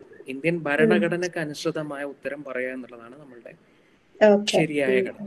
അതായത് ഇന്ത്യൻ ഭരണഘടന തെറ്റാണെന്ന് പറയുന്ന കാര്യം നിങ്ങളുടെ വേദഗ്രന്ഥത്തിൽ ശരിയാണെന്ന് പറയുന്നുണ്ടെങ്കിൽ നിങ്ങൾ പറയുന്ന ഉത്തരം ഇന്ത്യൻ ഭരണഘടനയ്ക്ക് അനുസൃതമായി ആയിരിക്കണം. അവിടെ നിങ്ങൾ പറയുന്നത് നിങ്ങളുടെ വേദഗ്രന്ഥത്തിന് അടിസ്ഥാനപ്പെടുത്തിയാണ്. അതാണ് ചോദ്യം. എനിക്ക് ഉത്തരം ശരിക്കും കിട്ടി. കാരണം എന്താ വെച്ചാൽ അതിനനുസരിച്ചാണോ പറയേണ്ടത്, അതോ നമ്മള് ഭരണഘടന അനുസരിച്ചാണ് നിങ്ങൾ ഉത്തരം പറയുന്നത്, വേറെ വേദഗ്രന്ഥങ്ങൾ അടിസ്ഥാനപ്പെടുത്തിയല്ല. അങ്ങനെയാണെങ്കിൽ ഒരു പല പല മതത്തിൽ വരുന്ന ആളുകളുടെയും ഉത്തരം വ്യത്യാസപ്പെടുത്തിക്കൊണ്ടിരിക്കും. അപ്പം ഒരു കോമൺ ഉത്തരവില്ല. നമ്മൾ പ്രൊമോട്ട് ചെയ്യുന്നത് ഇന്ത്യൻ ഭരണഘടന അനുസരിച്ച് ജോലി ചെയ്യാൻ ബാധ്യസ്ഥരാണെന്ന് പ്ലഡ്ജ് എടുത്തിട്ടാണ് നമ്മൾ മുന്നോട്ട് പോയത്. അപ്പൊ ഇന്ത്യൻ ഭരണഘടന തെറ്റാണെന്ന് പറയുന്ന കാര്യം തെറ്റാണ്, ശരിയാണെന്ന് പറയുന്ന കാര്യം ശരിയാണ്. ഒരു UPSC സിവിൽ സർവന്റിന്റെ ജീവിതത്തിലെ വേദഗ്രന്ഥം എന്ന് പറയുന്നത്, ഞാൻ പറയാം സർവീസിലെ വേദഗ്രന്ഥം, നിങ്ങൾക്ക് പേഴ്സണൽ ലൈഫിൽ നിങ്ങൾക്ക് എന്ത് ഫോളോ ചെയ്യാം. സർവീസിലെ വേദഗ്രന്ഥം എന്ന് പറയുന്നത് constitution of India. Okay, thank you. Good evening, sir. I'm Ashifa from Nilambur. BCom complete ചെയ്തിട്ടുണ്ട്, MCom അപ്ലൈ ചെയ്തിട്ടുണ്ട്. ഞാൻ ഓൾറെഡി ഇപ്പോൾ ഒരു ഇൻസ്റ്റിറ്റ്യൂഷനിൽ ജോയിൻ ചെയ്തിട്ടുണ്ട്, പഠിക്കുന്നുണ്ട്. ബട്ട് എനിക്ക് ഫുള്ളായിട്ട് ഫോക്കസ്ഡ് ആവാൻ പറ്റുന്നില്ല. That's my problem. എങ്ങനെയെങ്കിലുമൊക്കെ ഒന്ന് ഞാൻ ഒപ്പം ജോലിയും ചെയ്യുന്നുണ്ട്, ഒരു ടീച്ചറായിട്ട് വർക്ക് ചെയ്യുന്നുണ്ട് ഒരു പ്രൈവറ്റ് സ്കൂളിൽ. അപ്പോൾ ടൈം മാനേജ്മെൻറ്റും എന്നെ കൊണ്ട് കഴിയുന്നില്ല, തീരെ ഫോക്കസ്ഡ് ആവാൻ പറ്റുന്നില്ല. അപ്പോൾ അത് ഒരു ചിട്ടയായിട്ട് ഞാൻ കുറെ ടൈം ടേബിൾ ഒക്കെ ചെയ്ത് നോക്കി. പക്ഷെ ഓരോ സമയത്തും അത് ഡിസ്കംഫർട്ടബിൾ ആവുന്ന സമയത്ത് ഞാൻ ആ ടൈം ടേബിൾ ചേഞ്ച് ചെയ്തുകൊണ്ടേ ഇരിക്കുകയാണ്. അപ്പൊ ഒരു എന്താ പറയുക, സ്റ്റേബിൾ ആയിട്ട് ഒരു പഠന രീതി കൊണ്ടുപോകാൻ കഴിയുന്നില്ല. അപ്പൊ അതിന് എന്താ ചെയ്യാൻ പറ്റുക? ആഷിഫ തന്നെ ഉത്തരം കാണേണ്ട ഒരു സംഭവമാണ്. കാരണം ടൈം മാനേജ്മെന്റ് എന്ന് പറയുന്നത് വളരെ ഇമ്പോർട്ടന്റ് ആണ്. എന്തുകൊണ്ടാണ് നമ്മൾ പ്രിപ്പറേഷനിൽ ടൈം മാനേജ്മെന്റ് വെക്കണം എന്ന് പറഞ്ഞു കഴിഞ്ഞാൽ, ഇപ്പൊ ഞാൻ എൻ്റെ ഒരു ദിവസത്തെ റൊട്ടീൻ നിങ്ങൾക്ക് പറഞ്ഞുതരാം. ഇപ്പൊ രാവിലെ എണീറ്റിട്ട് എന്തെങ്കിലും എക്സസൈസോ എന്തെങ്കിലും, അല്ലെങ്കിൽ നമ്മൾ പഠിക്കുമായിരിക്കും. രാവിലെ നമ്മൾ ഏകദേശം ഒരു കുറഞ്ഞ സമയം 1-2 മണിക്കൂറെങ്കിലും നമ്മൾ പഠിക്കാൻ ശ്രമിക്കും. കാരണം നമുക്ക് പേപ്പർ വായിക്കണം, ന്യൂസ് പേപ്പർ നമ്മൾ അപ്ഡേറ്റഡ് ആയിരിക്കണം. ഞാൻ സർവീസിൽ കയറി കഴിഞ്ഞാൽ പോലും നമ്മൾ അപ്ഡേറ്റഡ് ആയിരിക്കണം. അപ്പോൾ നമ്മൾ ന്യൂസ് പേപ്പർ വായിക്കണം. നമ്മൾ ഒരേ സമയം നമ്മളൊരു ഒരു ഒരു വീട്ടിൽ ജീവിക്കുന്ന ആളും കൂടെയാണ്, ഒരു ഫാമിലി മാനും കൂടെയാണ്. അപ്പോൾ വീട്ടിലെ കാര്യങ്ങൾ ഉണ്ടായിരിക്കും. അപ്പോൾ ഇത്രയും കാര്യങ്ങൾ നമ്മൾ രാവിലെ എണീറ്റ് ചിലപ്പോൾ നമ്മൾ ചെയ്യേണ്ടി വരും. ഇതൊക്കെ കഴിഞ്ഞ് നമ്മൾ ഓഫീസിൽ പോകണം. ഓഫീസിൽ പോയി കഴിഞ്ഞാൽ ഹെക്റ്റിക് ആയിട്ടുള്ള വർക്ക് ഷെഡ്യൂൾ ആയിരിക്കും. നമുക്കൊരു 7 മണി വരെയൊക്കെ ഞാൻ ചിലപ്പോൾ ഓഫീസിലുണ്ടാവും. ഒരു ശരാശരി ദിവസമാണ് പറയുന്നത്. 7-7:30 വരെയൊക്കെ ചിലപ്പോൾ പോകും, ചിലപ്പോൾ അത് 10 മണി വരെ പോകും, ചിലപ്പോൾ അതൊരു 6-6:30 വരെ ആകുമ്പോൾ ചിലപ്പോൾ തിരിച്ചു പോരുകയും ചെയ്യും. ഞാൻ പറയുന്ന ഒരു 7 മണി വരെ നമ്മൾ ഓഫീസിലുണ്ടായിരിക്കും. അത് കഴിഞ്ഞിട്ട് നമ്മൾ വീട്ടിലേക്ക് തിരിച്ചെത്തുകയാണ്. വീട്ടിലേക്ക് തിരിച്ചെത്തിയിട്ട് എന്നെ സംബന്ധിച്ചിടത്തോളം 7:30-ക്ക് ശേഷം മറാഠി ട്യൂഷനാണ്. അപ്പോൾ ഏകദേശം 1 മണിക്കൂറോളം ഞാൻ മറാഠി ട്യൂഷൻ അറ്റൻഡ് ചെയ്യുന്നുണ്ട്. അപ്പം ആ പറഞ്ഞ കാര്യങ്ങളുണ്ട്. അപ്പം ഇതും കഴിഞ്ഞിട്ടാണ് നമുക്ക് ബാക്കിയുള്ള ഫാമിലി സമയം എന്ന് പറയുന്നത്. നമുക്ക് വേണ്ടിയുള്ള സമയം, ഭക്ഷണം കഴിക്കാനുള്ള സമയം. അപ്പോൾ ടൈം മാനേജ്മെന്റ് എന്ന് പറയുന്നത് എപ്പോഴും നിങ്ങൾ സർവീസിൽ കയറിയാലും ബുദ്ധിമുട്ടുള്ള കാര്യമാണ്. ടൈം മാനേജ്മെന്റിൽ ഏറ്റവും ബുദ്ധിമുട്ടുള്ള ഒരു കാര്യം എന്ന് പറയുന്നത്, ഞാൻ പറഞ്ഞല്ലോ, ഇതിൽ എനിക്ക് തരാനുള്ള ഒരു ഒപ്പീനിയൻ എന്ന് പറഞ്ഞാൽ, നമുക്ക് ടൈം മാനേജ് ചെയ്യാൻ നമുക്ക് പറ്റാത്തതിൻ്റെ ഒരു കുഴപ്പം. ഞാനിപ്പോഴും അതിൽ പൂർണ്ണമായി സക്സസ്ഫുൾ അല്ല. നമ്മൾ ഭയങ്കര ഡിസ്ട്രാക്റ്റഡ് ആണ്. നിങ്ങൾ 1 മണിക്കൂർ നിങ്ങൾ പഠിക്കാൻ വെക്കുന്ന സമയം, നിങ്ങൾ കൃത്യമായി 1 മണിക്കൂർ നിങ്ങൾ പഠിക്കുന്നുണ്ടോ എന്ന് ആലോചിച്ച് നോക്കി. നിങ്ങൾ 1 മണിക്കൂർ പഠിക്കാതിരുന്നു കഴിഞ്ഞാൽ നിങ്ങളെ ഫോൺ ഇവിടെ ഉണ്ടാവും. ആ പഠിത്തത്തിൻ്റെ ഇടയ്ക്ക് നിങ്ങൾക്ക് ഓരോ മെസ്സേജുകൾ വരുന്ന സമയത്തും നിങ്ങളുടെ ഫോക്കസ് പോയി പോകും. അപ്പം നിങ്ങൾ constantly under that loop of distraction ആണ്. എപ്പോഴും നിങ്ങൾ ഡിസ്ട്രാക്റ്റഡ് ആയിക്കൊണ്ടേയിരിക്കുകയാണ്. അപ്പം ആ ഡിസ്ട്രാക്ഷൻ എന്ന് പറയുന്നത് നിങ്ങളുടെ പ്രാക്ടീസ് ആയിട്ട് മാറുകയാണ്. അപ്പം ഇങ്ങനെ ഡിസ്ട്രാക്റ്റഡ് ആയിട്ട് ആ 1 മണിക്കൂർ നിങ്ങൾ പുസ്തകത്തിന്റെ മുമ്പിലാണ്, പക്ഷെ നിങ്ങളൊന്നും പഠിച്ചിട്ടുണ്ടാവില്ല. ആ 1 മണിക്കൂറിൽ നിങ്ങൾ പഠിച്ചതിന്റെ മൊത്ത തുക എന്ന് പറയുന്നത് ചിലപ്പോൾ ഒരു 10-15 മിനിറ്റ് ആയിരിക്കും. അപ്പം ആ 1 മണിക്കൂർ നിങ്ങളെ ജീവിതത്തിലെ സമയം നിങ്ങൾ ചെലവഴിച്ചു, പക്ഷെ നിങ്ങൾ പഠിച്ചില്ല. നിങ്ങൾ പഠിക്കേണ്ട സാധനം നിങ്ങൾ പഠിച്ചില്ല. അപ്പോൾ നിങ്ങളുടെ ടൈം മാനേജ്മെന്റ് അവിടെ പോവാണ്. അപ്പോൾ ടൈം മാനേജ്മെന്റ് വളരെ ഇമ്പോർട്ടൻ്റ് ആയിട്ടുള്ള കാര്യം എന്ന് പറയുന്നത് മെന്റൽ സ്റ്റെബിലിറ്റിയാണ്, ഫോക്കസാണ്. ഫോക്കസ് ഇല്ലാതിരിക്കാൻ ഒരു കാര്യം എന്ന് പറയുന്നത് നിങ്ങളുടെ ഇപ്പോഴത്തെ ജീവിത രീതിയാണ്, ഞാനടക്കമുള്ള ആളുകളുടെ ജീവിത ശൈലിയാണ്. നമ്മൾ ഡിസ്ട്രാക്റ്റഡ് ആണ്. നമ്മൾ ഫോൺ കൊണ്ട് നമ്മൾ ഡിസ്ട്രാക്റ്റഡ് ആണ്. ആ നോട്ടിഫിക്കേഷൻ്റെ ശബ്ദം വരുമ്പോൾ നമ്മൾ അറിയാണ്ട് അങ്ങോട്ട് പോയി പോകും. 10 മിനിറ്റ് കൂടുമ്പോൾ നമുക്ക് ഫോൺ കണ്ടില്ലെങ്കിൽ നമുക്ക് എന്തോ പോലെയാണ്. ഈ ഡിസ്ട്രാക്ഷൻ കൂടിയ ആളുകൾക്ക് ഒരിക്കലും ഫോക്കസ് ചെയ്യാൻ പറ്റില്ല. അത് എല്ലാത്തിലും. ഇപ്പം നിങ്ങൾ പ്രാർത്ഥിക്കുന്ന ആളാണെങ്കിൽ പ്രാർത്ഥനയിൽ നിങ്ങൾക്ക് ശ്രദ്ധ ഉണ്ടാവില്ല. അല്ലെങ്കിൽ നിങ്ങൾ കുക്ക് ചെയ്യുന്ന ആളാണെങ്കിൽ നിങ്ങൾ ആലോചിക്കുന്നത് കുക്ക് ചെയ്ത് കഴിഞ്ഞിട്ടുള്ള കാര്യമാണ്. അത് കഴിഞ്ഞിട്ട് കുളിക്കുമ്പോൾ നിങ്ങൾ ആലോചിക്കുന്നത് കുളിച്ച് കഴിഞ്ഞിട്ട് നമ്മൾ ക്ലാസ്സിൽ പോകുമ്പോൾ ചെയ്യുന്ന കാര്യമാണ്. ഞാൻ പറയുന്നത്, ഒരു കാര്യം ചെയ്യുമ്പോൾ അതിനെക്കുറിച്ച് മാത്രം ആലോചിക്കുക. നിങ്ങൾ പന്ത് കളി കാണുകയാണെങ്കിൽ, യൂറോ കപ്പ് കാണുമ്പോൾ യൂറോ കപ്പിനെ കുറിച്ച് മാത്രം ആലോചിക്കുക. പഠിക്കുന്ന സമയത്ത് പഠനത്തെക്കുറിച്ച് മാത്രം ആലോചിക്കുക. അപ്പം നിങ്ങൾക്ക് എന്താണ്, പഠനത്തിൻ്റെ സമയത്തെയും നിങ്ങളാ കൊടുക്കുന്ന സമയത്തെയും നിങ്ങൾക്ക് എഫക്റ്റീവ്ലി യൂട്ടിലൈസ് ചെയ്യാൻ പറ്റും. അപ്പോൾ ബാക്കിയുള്ള സമയത്ത് നിങ്ങൾക്ക് എൻ്റർടൈൻമെൻറ്റിന് വേണ്ടി യൂസ് ചെയ്യാൻ പറ്റും. അപ്പോൾ നിങ്ങളുടെ സ്ട്രെസ്സിനൊരു റിലീഫ് ഉണ്ടായിരിക്കും. ഞാൻ പറഞ്ഞു വരുന്നത്, ഫോക്കസ് ചെയ്യാൻ ശ്രമിക്കുക. ഫോക്കസ് എന്ന് പറയുന്നത് ഒരു ദിവസം കൊണ്ട് എത്തിയെടുക്കാൻ പറ്റുന്നതല്ല. ഇനി യോഗ ചെയ്യണം എന്നല്ല ഞാൻ പറയുന്നത്. നിങ്ങൾ ചെയ്യുന്ന കാര്യം വളരെ കൃത്യമായി ശ്രദ്ധയോടുകൂടി ചെയ്യുക. ഇപ്പം തന്നെ എന്നെ നിങ്ങൾ കേൾക്കുമ്പോൾ നിങ്ങൾക്ക് ഒരു 10 തവണയെങ്കിലും ഡിസ്ട്രാക്റ്റഡ് ആയിട്ടുണ്ടാകും. ഇപ്പോൾ ഈ സെഷനിൽ വന്നിട്ടുള്ള 10-50 ആളുകളെ സംബന്ധിച്ചിടത്തോളം പല സമയത്തും അവരുടെ ചിന്ത വേറെ എങ്ങോട്ടെങ്കിലൊക്കെ പോയിട്ടുണ്ടാവും. അതിൻ്റെ കാര്യം എന്താണ്? ഡിസ്ട്രാക്ഷനാണ്. അപ്പോൾ ആ ഡിസ്ട്രാക്ഷൻ വരുമ്പോൾ നമുക്ക് ഫോക്കസ് ഇല്ലാണ്ടാകുമ്പോൾ നമ്മുടെ ടൈം മാനേജ്മെൻറ്റ് ഷെഡ്യൂളെല്ലാം അവതാളത്തിലാവും. അപ്പോൾ ഫോക്കസ് വളർത്തിയെടുത്തു കഴിഞ്ഞാൽ time management much more effective ആകുമെന്നാണ് എൻ്റെ ഒരു അനുഭവം.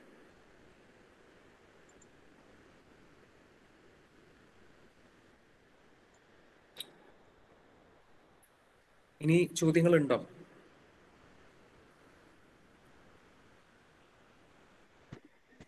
സർ ഈ പ്രിലിംസില് ഒരു 10 ഇയർ ബാക്കിലുള്ള പ്രീവിയസ് ക്വസ്റ്റ്യൻസ് വർക്ക്ഔട്ട് ചെയ്ത് കഴിഞ്ഞാൽ നമുക്ക് പാസ് ആവാൻ കഴിയുമോ പ്രിലിംസില്?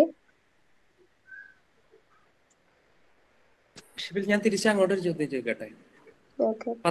10 വർഷം ക്വസ്റ്റ്യൻ എന്ന് പറഞ്ഞാൽ നിങ്ങൾ ആൻസർ പറയണം എന്നല്ല ഞാൻ പറഞ്ഞത്. ഒരു 10 വർഷം മുമ്പുള്ള ചോദ്യപേപ്പർ ഇന്ത്യയിലെ 10 ലക്ഷം അപ്ലിക്കൻസ് എല്ലാവരും സോൾവ് ചെയ്തു. അപ്പൊ എല്ലാവരും ക്ലിയർ ചെയ്യും? ഇല്ല. കാരണം പ്രീവിയസ് ഇയർ ക്വസ്റ്റ്യൻ പേപ്പർ എന്ന് പറയുന്നത് അതിന്റെ ഒരു പൾസ് കിട്ടാനാണ്. ഞാൻ പറഞ്ഞാൽ UPSCയുടെ ബൈബിൾ എന്ന് പറയുന്നത് അല്ല, റിപ്പീറ്റ് ആയിട്ട് ക്വസ്റ്റ്യൻസ് ചോദിക്കോ പ്രീവിയസ് ഇയർ ക്വസ്റ്റ്യൻസ്?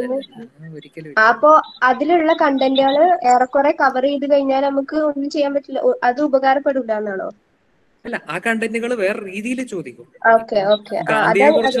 ഗാന്ധിയെ കുറിച്ചുള്ള ചോദ്യങ്ങൾ എല്ലാ വർഷവും ഉണ്ടായിരിക്കും, പക്ഷെ ചോദ്യങ്ങളുടെ രീതിയും അനാലിസിസും ഒക്കെ ഡിഫറെന്റ് ആയിരിക്കും എന്നാണ് ഞാൻ പറഞ്ഞത്. പക്ഷെ ഞാൻ കഴിഞ്ഞ വർഷത്തെ ചോദ്യങ്ങൾ ചെയ്യാൻ പറഞ്ഞത് സിലബസ് എന്ന് പറയുന്നത് വളരെ ഓപ്പൺ എൻഡഡ് ആണ്. Indian history starting from 12th century to recent times എന്ന് പറഞ്ഞൊരു സിലബസിലെ വേർഡിൽ നിന്ന് നിങ്ങൾക്ക് എന്താ മനസ്സിലാകുന്നത്? 12ാം നൂറ്റാണ്ട് തൊട്ട് ഇക്കാലം വരെയുള്ള സെഞ്ചുറിയിലെ ഇന്ത്യൻ ഹിസ്റ്ററി എന്ന് പറഞ്ഞു കഴിഞ്ഞാൽ നിങ്ങൾക്ക് എന്താണെന്ന് മനസ്സിലാവുന്ന? ഒന്നും മനസ്സിലാവില്ല. അപ്പൊ ചോദ്യങ്ങൾ എങ്ങനത്തെ ടൈപ്പാണ്? ഇപ്പൊ കുറച്ചു മുമ്പ് ഒരാൾ എന്നോട് ചോദിച്ചു, PSC, എനിക്കൊന്ന് ഷിബിൽ തന്നെയല്ലേ ചോദിച്ചത്, PSCയെ കുറിച്ച് ചോദിച്ചു. PSC എഴുതി കഴിഞ്ഞാൽ നമുക്ക് ഇത് ക്ലിയർ ചെയ്യാൻ പറ്റും. അപ്പൊ PSCയുടെ ചോദ്യപേപ്പർ കണ്ടു കഴിഞ്ഞാൽ PSCയുടെ സ്വഭാവം നമുക്ക് മനസ്സിലാവും. അതേപോലെ UPSCയുടെ സ്വഭാവം മനസ്സിലാക്കാൻ വേണ്ടിയിട്ടാണ് ഞാൻ പറഞ്ഞത് UPSCയുടെ ക്വസ്റ്റ്യൻ പേപ്പർ നോക്കാൻ പറ്റും. അത് സ്വഭാവം മനസ്സിലാക്കാനാണ്.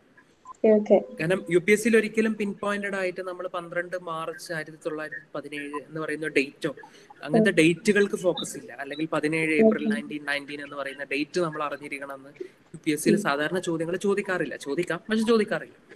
അപ്പൊ നമുക്ക് അങ്ങനത്തെ അല്ല, ഇപ്പൊ ഒരു കഴിഞ്ഞ വർഷം ഒരു ആധാറിനെ പറ്റി ചോദിച്ചു എന്ന് വിചാരിക്കുക. അപ്പൊ നമ്മള് ഈ വർഷം നമ്മള് ആധാറിനെ പറ്റി കംപ്ലീറ്റ് ആയിട്ട് പഠിച്ചു. അപ്പോ അങ്ങനെ ചോദിച്ചൂടെ? ആധാറിനെ പറ്റി വേറെ ക്വസ്റ്റ്യൻ ചോദിച്ചൂടെ? ചോദിക്കാം. ചോദിക്കരുത് എന്ന് ചട്ടമില്ല, ചോദിക്കണമെന്നും ചട്ടമില്ല, പക്ഷെ ചോദിക്കാം. നമുക്ക് ഒരിക്കലും ഒഴിവാക്കാൻ പറ്റില്ല. എല്ലാം പഠിച്ചു പോവുക എന്നുള്ളതാണ് ഒറ്റ സ്ട്രാറ്റജി.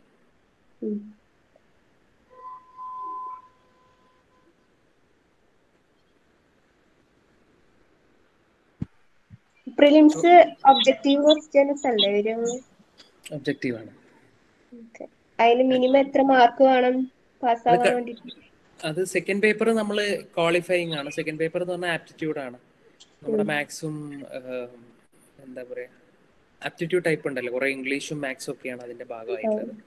നമ്മൾ ഏകദേശം 30% ഞാൻ ഏകദേശം 60%, 60% അല്ല, മാർക്ക് ഞാൻ മറന്നുപോയി. 200-ൽ ഏകദേശം 77, അതായത് 33% മുകളിൽ മാർക്ക് നിങ്ങൾക്ക് ഉണ്ടെങ്കിൽ നിങ്ങൾ അത് ക്ലിയർ ചെയ്യും.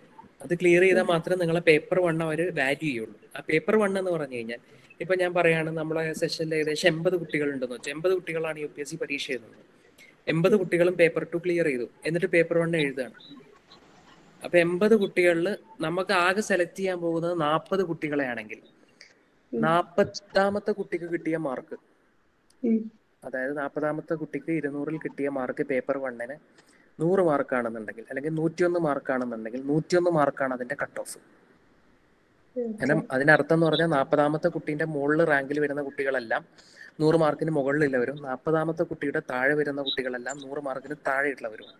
അപ്പൊ ഇന്ന മാർക്ക് എന്നില്ല, ആ വർഷത്തെ കോമ്പറ്റീഷനും ക്വസ്റ്റ്യൻ പേപ്പറിനും അനുസരിച്ച് ഈ പറയുന്ന കട്ട് ഓഫ് ഒരു 90 മാർക്കിന്റെയും ഒരു 115 മാർക്കിന്റെയും ഉള്ളിൽ വരാനാണ് സാധാരണ ഞാൻ കണ്ടിട്ടുള്ളത് കഴിഞ്ഞ 5 വർഷത്തെ ഒരു പരിചയം വെച്ചിട്ട്.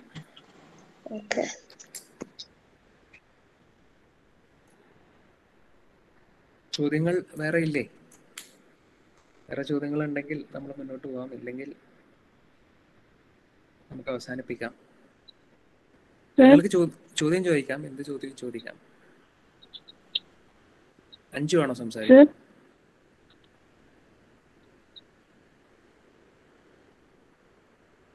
സംസാരിച്ചോളൂ, കേൾക്കാം.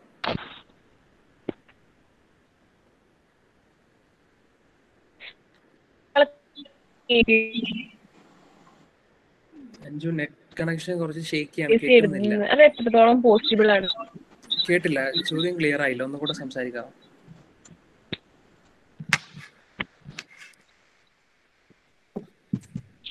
സർ ഇപ്പൊ കേൾക്കാൻ പറ്റുമോ? ഇപ്പൊ കേൾക്കുന്നുണ്ട്. സർ ഈ മലയാളത്തിൽ UPSC എഴുതുന്നത് എത്രത്തോളം പോസിബിൾ ആണ്?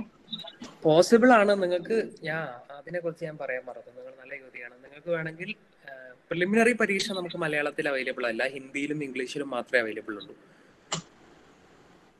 പക്ഷെ മെയിൻസ് പരീക്ഷ നമുക്ക് മലയാളത്തിൽ എഴുതി ക്ലിയർ ചെയ്യാവുന്നതാണ്. ഇന്റർവ്യൂവിന് നമുക്ക് മലയാളത്തിൽ ഇന്റർവ്യൂ അറ്റൻഡ് ചെയ്യാവുന്നതാണ്. പക്ഷേ ഒരു കുഴപ്പമെന്ന് പറഞ്ഞു കഴിഞ്ഞാൽ ഇന്റർവ്യൂവിൽ നമ്മൾ മലയാളത്തിൽ ചെയ്യുമ്പോൾ നമുക്കൊരു ട്രാൻസ്ലേറ്റർ ഉണ്ട്. അപ്പം നമ്മൾ പറയുന്ന മലയാളത്തെ അദ്ദേഹം ട്രാൻസ്ലേറ്റ് ചെയ്തിട്ടാണ് ഇന്റർവ്യൂ ബോർഡിന് കൊടുക്കുന്നത്. അപ്പോൾ ട്രാൻസ്ലേറ്റ് ചെയ്യുമ്പോൾ നമ്മൾ പറയുന്ന സ്പിരിറ്റ് അങ്ങ് നഷ്ടപ്പെട്ടു പോകും ചിലപ്പോൾ. അപ്പം ഞാൻ പ്രിഫർ ചെയ്യുന്നത് പൊതുവെ എല്ലാവരോടും ഇംഗ്ലീഷിൽ തന്നെ അറ്റൻഡ് ചെയ്യുന്നത്. അപ്പം മലയാളികളായിട്ട് ഇപ്പോൾ ഒരു 90 പേര് ഒരു തവണ ഇന്റർവ്യൂ അറ്റൻഡ് ചെയ്യുന്നുണ്ടെങ്കിൽ ഞാൻ മനസ്സിലാക്കുന്നത് 89 അല്ലെങ്കിൽ 99.9% ആളുകളും 90 പേരും സാധാരണ അറ്റൻഡ് ചെയ്യുന്നത് ഇംഗ്ലീഷിൽ തന്നെയാണ്.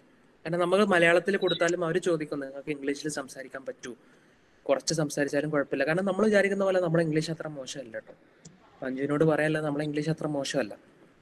നമ്മൾ നോർത്ത് ഇന്ത്യയിലൊക്കെ വന്നു കഴിഞ്ഞാൽ നമുക്കറിയാൻ പറ്റും ഇവിടുത്തെ ആളുകൾക്ക് ഇംഗ്ലീഷ് അറിയുന്നത് വളരെ കുറവാണ്. നമ്മൾ നോർത്ത് ഇന്ത്യ എന്ന് പറയുമ്പോൾ നമ്മൾ ഡൽഹി ബേസ്ഡ് ആയിട്ട് ചിന്തിക്കത്തില്ല. ഡൽഹിയിലെ കുട്ടികൾക്ക് കുറച്ചും കൂടെ ഇംഗ്ലീഷ് കുറച്ചും കൂടെ കൈകാര്യം ചെയ്യാൻ കഴിവ് കൂടുതലാണ്. പക്ഷേ ബാക്കിയുള്ള നോർത്ത് ഇന്ത്യൻ സംസ്ഥാനങ്ങളിൽ ഈവൻ മഹാരാഷ്ട്രയിലൊക്കെ ഇംഗ്ലീഷ് അറിയാവുന്ന ആളുകൾ എന്ന് പറഞ്ഞാൽ വളരെ ചുരുക്കമാണ്. ഇവിടുത്തെ സ്കൂളുകളിലെല്ലാം ഇംഗ്ലീഷ് അറിയുന്ന ടീച്ചർമാരേ ഇല്ല. ഞാൻ പറയുന്നത് ഇംഗ്ലീഷ് എന്ന് പറയുന്നത് നമ്മൾ നോർത്ത് ഇന്ത്യക്കാരെ സംബന്ധിച്ചിടത്തോളം നമുക്ക് കൂടുതൽ ഇംഗ്ലീഷ് അറിയാമെന്നാണ് അവരുടെ വിചാരം. അപ്പോൾ ഇംഗ്ലീഷിൽ വലിയ പേടിയൊന്നും വേണ്ട. പക്ഷെ മലയാളത്തിൽ എഴുതുക എന്ന് പറയുന്ന ഒരു ഓപ്ഷനാണ്.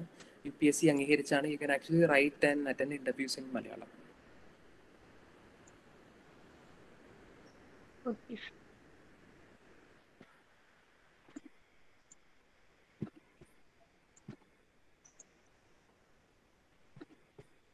Thank you sir, thank you. ഇനി സംശയം ഇല്ലാന്ന് വിചാരിച്ചു. കുട്ടികൾക്ക് ആർക്കെങ്കിലും സംശയം ഉണ്ടെങ്കിൽ ചോദിക്കാം. സാർ കുറെ നേരമായി നമ്മളോട് ഇന്ററാക്ട് ചെയ്യുന്നു. ഒരുപാട് മെസ്സേജസും നമുക്ക് കിട്ടി. യാഥാർത്ഥ്യത്തെ ഉൾക്കൊണ്ടുകൊണ്ട് പഠിക്കാനും ജീവിതം മുഴുവൻ പഠിച്ചുകൊണ്ട് നിൽക്കാനെന്ന നമ്മുടെ ഇതും ആ നീണ്ടു നിൽക്കുന്ന പഠനത്തെ എൻജോയ് ചെയ്തുകൊണ്ട് പഠിക്കാനാണ് സാർ നമ്മളോട് പറഞ്ഞത്. അത് വലിയൊരു കാര്യമാണ്. നമ്മൾ എവിടെയാണോ അവിടുത്തെ യാഥാർത്ഥ്യം ഉൾക്കൊണ്ടുകൊണ്ട് അവിടുത്തെ ഒരാളായി അവിടുത്തെ സിറ്റുവേഷനിൽ നിന്നുകൊണ്ട് നമ്മൾ അവിടുത്തെ യാഥാർത്ഥ്യത്തെ ഉൾക്കൊണ്ടുകൊണ്ട് മുന്നോട്ട് പോകണം എന്നൊരു മഹത്തായ സന്ദേശം നമുക്ക് ജിതിൻ സാർ നൽകി. ഇത്രയും നേരം കുട്ടികളുടെ സംശയങ്ങൾക്ക് ഒരു സംശയം ബാക്കി വയ്ക്കാതെ അവര് ഭയങ്കര വിശദമായിട്ടുള്ള ഉത്തരം നൽകുകയും ഒക്കെ ചെയ്തു. സാറിന് ഒരുപാട് നന്ദിയുണ്ട്. ഇനി ഈ കൊറോണ പീരീഡ് ഒക്കെ കഴിഞ്ഞ സാർ നാട്ടിൽ വരുമ്പോൾ നമ്മള് കോളേജൊക്കെ ഇനി തുറക്കുമ്പോൾ സാറിന്റെ കോളേജിലേക്ക് ക്ഷണിക്കുന്നതാണ്. സാറ് സമയം കിട്ടുവാണെങ്കിൽ വരുമെന്ന് പ്രതീക്ഷിക്കുന്നു. സാറിന് ഒരുപാട് നന്ദിയുണ്ട്. ഇതുപോലെ ഇവിടെ ഈ ഗ്രൂപ്പിലെ നമ്മുടെ അബ്ബാസ് സാറുണ്ട്, ഷിഹാബുദ്ദീൻ സഹല ടീച്ചർ, ഒരു കുട്ടിക്ക് സംശയം ഉണ്ടെന്ന് പറയുന്നുണ്ടായിരുന്നു. ആണോ? ചോദിച്ചോട്ടെ സഹല ടീച്ചറെ, ഒരു കുട്ടിക്ക് സംശയം ഉണ്ടെന്ന് പറയുന്നുണ്ടായിരുന്നു. ജിൻഷാദിനാണ് സംശയം. മുഹമ്മദ് ജിൻഷാദ് TK. ജിൻഷാദ് പറഞ്ഞോളൂ.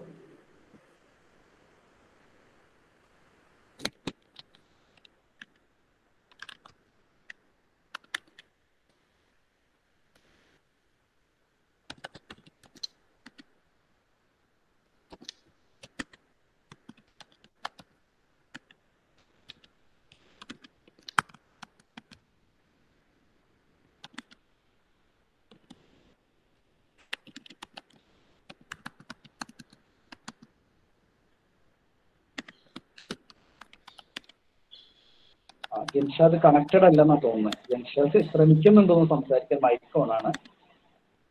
ജിൻഷാദ് കേൾക്കുന്നുണ്ടോ? ജിൻഷാദ്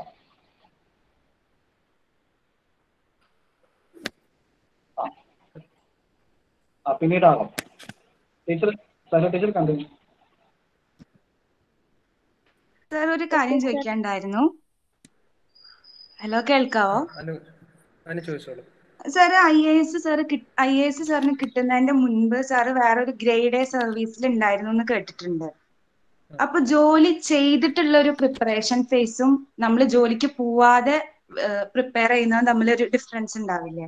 ടൈം കൺസ്ട്രിക്ഷൻ അല്ലാതെ എന്തൊക്കെയാണ് അതിൽ വരുന്ന ബുദ്ധിമുട്ടുകൾ? പലരും IAS ഒക്കെ ക്ലിയർ ചെയ്ത പലരും പറഞ്ഞു കേട്ടിട്ടുണ്ട്, ജോലിക്ക് പോയി പഠിക്കുമ്പോൾ നമുക്കൊരു ഫിനാൻഷ്യൽ ഇൻഡിപെൻഡൻസി ഉണ്ടാവും, അപ്പൊ അതാണ് ഒന്നുകൂടി നല്ലത് എന്നൊക്കെ പറഞ്ഞു കേട്ടിട്ടുണ്ട്. അപ്പൊ സാർ ഒരു ടേക്ക് എന്താണ്? സാറ് 2 ഫേസിലൂടെയും കടന്നു പോയതാണെന്നാണ് അനു, ഞാൻ ഗ്രൂപ്പ് എ ജോലി ചെയ്യുന്നതിന് മുമ്പും ഞാൻ ജോലി ചെയ്തിരുന്നു. ഞാൻ ഒരു അധ്യാപകനായിരുന്നു. ഞാൻ തിരുവനന്തപുരത്ത് ഒരു ഇൻസ്റ്റിറ്റ്യൂട്ടിൽ അധ്യാപകനായിരുന്നു ഏകദേശം 3 വർഷത്തോളം. എനിക്ക് ഏറ്റവും ഇഷ്ടപ്പെട്ട ജോലികളിലൊന്നാണ് അധ്യാപനം എന്ന് പറയുന്നത്. അപ്പോൾ ഞാനൊരു അധ്യാപകനായിരുന്നു. ആ അധ്യാപകനാകുന്ന സമയത്തും ഞാൻ പരീക്ഷയ്ക്ക് പ്രിപ്പയർ ചെയ്യുന്നുണ്ടായിരുന്നു. 2015 തൊട്ട് തന്നെ ഏകദേശം 16 ജൂലൈ തൊട്ട് തന്നെ ഞാൻ അധ്യാപനത്തിലുണ്ട്, അധ്യാപകനായി ഈ പറയുന്ന സിവിൽ സർവീസ് സർക്കിളിലുണ്ട്. അപ്പൊ ജോലി ചെയ്ത് പഠിക്കുമ്പോൾ എൻ്റെ ഒരു അഡ്വൈസ് എന്ന് പറയുന്നത്, ജോലി നമ്മൾ 1-1.5 വർഷം നമുക്ക് ജോലി ഒഴിവാക്കുന്നതാണ് നല്ലത്. കാരണം ഒരു 1.5 വർഷത്തോളം നമുക്ക് ഇതിന് വളരെ ഡെഡിക്കേറ്റഡ് ആയിട്ട് ജോലിയൊന്നും കൂടാണ്ട് ഈ പരീക്ഷയ്ക്ക് വേണ്ടി പഠിക്കേണ്ടതായിട്ടുണ്ട്. അല്ലെങ്കിൽ പാടാണ്. കാരണം ജോലി കഴിഞ്ഞിട്ട് നമ്മൾ ഫിസിക്കലി ടയർഡാവും, മെന്റലി ടയർഡാവും. ഇത് കഴിഞ്ഞിട്ട് നമ്മൾ 1-2 മണിക്കൂറൊക്കെ പഠിച്ചു കഴിഞ്ഞാൽ പാടാണ്. പിന്നെ ഈ പരീക്ഷയുടെ തുടക്ക കാലഘട്ടത്തിൽ നമ്മൾ ഏറ്റവും അധികം സമയം നമുക്ക് ഈ പരീക്ഷയ്ക്ക് കൊടുക്കേണ്ടതായിട്ടുണ്ട്. അതുകൊണ്ട് തുടക്ക സമയത്ത് ജോലി ഇല്ലാണ്ട് പ്രിപ്പയർ ചെയ്യുന്നതാണ് ഏറ്റവും നല്ലത്. പിന്നെ അതുകൊണ്ടാണ് ഞാൻ പറഞ്ഞത്, ഇപ്പം നിങ്ങളൊരു 25 വയസ്സുകാരനാണെങ്കിൽ നിങ്ങൾക്ക് 1 വർഷമൊക്കെ നമുക്ക് ജോലി ഇല്ലാണ്ട് ചിലപ്പോൾ മുന്നോട്ട് പോകാൻ പറ്റും. അല്ലെങ്കിൽ ചെറിയ ചെറിയ ഫിനാൻഷ്യൽ സപ്പോർട്ടൊക്കെ നമുക്ക് ചിലപ്പോൾ വീട്ടിൽ നിന്ന് കിട്ടുന്നുണ്ടാവും ചില കുട്ടികൾക്ക്. അപ്പോൾ അങ്ങനത്തെ കുട്ടികൾക്ക് 1 വർഷമൊക്കെ നമുക്ക് ജോലി ഇല്ലാണ്ട് പഠിക്കാം. കാരണം കുറച്ചും കൂടെ എഫക്റ്റീവ് ആകും. കാരണം നമുക്ക് കൂടുതൽ സമയം ഇതിലേക്ക് വേണ്ടി മാത്രം ഫോക്കസ് ചെയ്യും. പക്ഷെ എന്നെ സംബന്ധിച്ചിടത്തോളം കുറച്ച് കഴിയുമ്പോൾ നമുക്കൊരു ഫിനാൻഷ്യൽ കാര്യത്തിന് വേണ്ടി നമുക്ക് വീട്ടുകാരെ ഡിപ്പെൻഡ് ചെയ്യുമ്പോൾ നമുക്ക് തന്നെ ഒരു ബുദ്ധിമുട്ടുണ്ടാകും. അപ്പോൾ അതുകൊണ്ട് തന്നെ നമ്മൾ ജോലി ചെയ്യാൻ തുടങ്ങും. ഫിനാൻഷ്യൽ ഇൻഡിപെൻഡൻസ് വരുമ്പോൾ നമുക്കൊരു കോൺഫിഡൻസ് വരും. ഇപ്പോൾ സ്വന്തം വീട്ടുകാർ സപ്പോർട്ടല്ല എന്നുണ്ടെങ്കിൽ, ഞാൻ പറഞ്ഞില്ല, ഇങ്ങനെ ഒരു ഓപ്ഷൻ ഉണ്ട്. നിങ്ങൾ സ്വയം ജോലി ചെയ്ത് അതിന് കിട്ടുന്ന കാശിനെ യൂട്ടിലൈസ് ചെയ്തിട്ട് നിങ്ങൾക്ക് പഠിച്ചു കഴിഞ്ഞാൽ നിങ്ങൾക്ക് തന്നെ ഒരു കോൺഫിഡൻസും കാര്യങ്ങളൊക്കെ കൂടും. ആ രീതിയിൽ നിങ്ങൾക്ക് മുന്നോട്ട് പോകാം. പക്ഷെ ഞാൻ പേഴ്സണലി സജസ്റ്റ് ചെയ്യുന്നത്, നിങ്ങൾ ഈ മേഖലയിൽ പുതിയതായിട്ട് വരുന്ന ഒരാളാണെങ്കിൽ, സിവിൽ സർവീസ് പുതിയതായിട്ട് പ്രിപ്പയർ ചെയ്യാൻ വരുന്ന ഒരാളാണെങ്കിൽ, ആദ്യത്തെ 1-1.5 വർഷം നിങ്ങൾ സോൾലി UPSCക്ക് വേണ്ടി മാത്രം കൊടുത്തു കഴിഞ്ഞാൽ നിങ്ങൾക്ക് കുറച്ചും കൂടെ എഫക്റ്റീവായിട്ട് പ്രിപ്പയർ ചെയ്യാൻ പറ്റും. എന്നിട്ട് നിങ്ങൾക്ക് ജോലി ചെയ്ത് അതിൻ്റെ കൂടെ അപ്പോൾ നമുക്കൊരു ഇതിൻ്റെ നാക്ക് മനസ്സിലാവും. നമ്മുടെ നാട്ടിലെ ഭാഷയിൽ പറഞ്ഞ നാക്ക് മനസ്സിലായി കഴിഞ്ഞാൽ പിന്നെ എന്താണ്, പിന്നെ നമുക്ക് ജോലിൻ്റെ കൂടെ ദിവസം 3-4 മണിക്കൂറൊക്കെ പഠിച്ചു കഴിഞ്ഞാലും മുന്നോട്ട് പോകാൻ പറ്റും. സർ, ഈ എക്സാം കഴിഞ്ഞിട്ട്, ഇന്റർവ്യൂ കഴിഞ്ഞിട്ട് ഈ ഹൈറ്റ് എന്താ പറയാ, ഹൈറ്റ് ഒരു പ്രശ്നമായിട്ട് വരുമോ? IPS പ്രശ്നമാണ്, പക്ഷെ IAS, IFS അതേപോലത്തെ ഇല്ല, ഹൈറ്റ് ഒരു പ്രശ്നമല്ല. IPSന് ആൺകുട്ടികളുടെ ഹൈറ്റ് എൻ്റെ ഓർമ്മ ശരിയാണെങ്കിൽ 165 സെന്റിമീറ്റർ ആണ്. പിന്നെ കാഴ്ചയുടെ ആൺകുട്ടികളുടെ ഞാൻ പറഞ്ഞത്. പെൺകുട്ടികളെ സംബന്ധിച്ചിടത്തോളം ഞാൻ മറന്നുപോയി, 150 സംതിങ് ആണ്, 156 എന്തോ ആണ്, ഞാൻ ഓർക്കുന്നില്ല. ഹൈറ്റ് അല്ല പ്രശ്നം. ഇതിൽ ടെക്നിക്കൽ സർവീസുകളുണ്ട്. ഇപ്പോൾ റെയിൽവേ പ്രൊട്ടക്ഷൻ ഫോഴ്സ് ഉണ്ട്, അതേപോലെ വേറെ ഏതായിരുന്നു technical force, IRTS, Indian railway traffic service ഉണ്ട്. അതേപോലെ തന്നെ വേറെ ഏതായിരുന്നു, ഈവൻ പോലീസ് സർവീസ് ആണെങ്കിലും അവിടെ നിങ്ങൾക്ക് കളർ ബ്ലൈൻഡ്നെസ് പോലുള്ള ഇഷ്യൂസ് ഉണ്ടെങ്കിൽ, പോലീസിലുണ്ടോയെന്ന് എനിക്കറിയില്ല. ഇല്ല, നമ്മൾ ഈ പറയുന്ന IRTSലും IRPSലൊക്കെ കളർ ബ്ലൈൻഡ്നെസ് ഇഷ്യൂസ് ഉണ്ട്. അല്ലാതെ ഇല്ല കാര്യങ്ങളൊന്നും കുഴപ്പമില്ല. ഫിസിക്കൽ നിങ്ങൾ appearance, body mass index important ആണ്. ഹൈറ്റ് അല്ല ഞാൻ പറഞ്ഞത്, ബോഡി മാസ് ഇൻഡെക്സ് എന്ന് പറഞ്ഞാൽ അറിയില്ലേ, നമ്മളൊരു ഇക്വേഷൻ ഒക്കെ ഉണ്ട്, ഹൈറ്റ് ഇൻ മീറ്റർ. അതായത് ഇപ്പം എൻ്റെ ഹൈറ്റ് 176 ആണെങ്കിൽ 1.76 square divided by weight in kilogram. അപ്പം നമുക്ക് ചെയ്യുമ്പോൾ ഒരു പ്രത്യേക ലിമിറ്റിൻ്റെ പുറത്താണെങ്കിൽ, അതായത് ഞാൻ പറഞ്ഞത് ചെറിയ തടിയൊന്നുമല്ല, നമ്മൾ ഒരുപാട് തടിയുള്ള ഒബീസ് ആയിട്ടുള്ള ആളുകളെന്നൊക്കെ നമ്മൾ പറഞ്ഞു, അത്തരം ആളുകളാണെങ്കിൽ അവർക്ക് സർവീസിൽ കയറുന്നതിന് മുമ്പ് തടി കുറച്ചിട്ട് വരാൻ പറയും. പക്ഷെ അതിനും സമയം കൊടുക്കും. അതിന്റെ പേരിൽ നമ്മൾ ഡിസ്ക്വാളിഫൈ ചെയ്യൊന്നുമില്ല. മനസ്സിലായി? ഫിസിക്കൽ അപ്പിയറൻസ് അല്ല, അല്ലെങ്കിൽ ഫിസിക്കൽ എബിലിറ്റീസ് അല്ല ആക്ച്വലി. ഈ സൈറ്റിന്റെ ടെസ്റ്റും കാര്യങ്ങളൊക്കെ ഉണ്ടല്ലേ? എല്ലാം ഉണ്ട്. നമ്മളെ മെഡിക്കലില് സൈറ്റ് എല്ലാം ഉണ്ട്. നമ്മൾ എല്ലാ ഫിസിക്കൽ ടെസ്റ്റുകളും ഇത് കഴിഞ്ഞിട്ടാണ് മുന്നോട്ട് പോകുന്നത്. ഓക്കെ.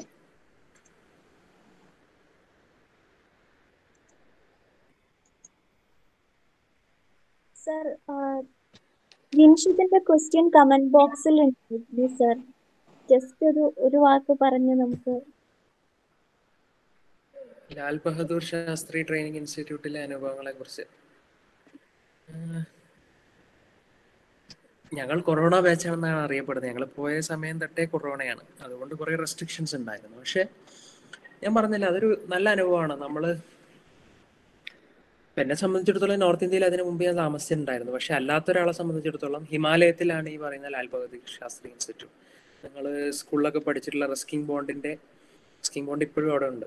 അപ്പോൾ മൂപ്പര ഏരിയ ആണ് ഈ മസൂരി എന്ന് പറയുന്നത്. അതൊരു ഹിമാലയം, താഴെ ഹിമാലയം, ലോവർ ഹിമാലയാസിൽ കിടക്കുന്ന വളരെ സുന്ദരമായ ഒരു ക്യാമ്പസാണ്. പണ്ട് ബ്രിട്ടീഷുകാരുടെ സമയത്ത് ഒരു ഹോട്ടലായിരുന്നു അത്. അത് നെഹ്റുവിയൻ സമയത്ത് സർക്കാർ ഏറ്റെടുത്ത് 1959 ആ ഇൻസ്റ്റിറ്റ്യൂട്ട് തുടങ്ങുന്നത്. അപ്പോൾ അവിടെ IAS-കാരുടെ ട്രെയിനിങ് ആണ്. ബാക്കിയുള്ള സർവീസുകാരും 3 മാസത്തോളം അവിടെ ട്രെയിനിങ് ഉണ്ട്.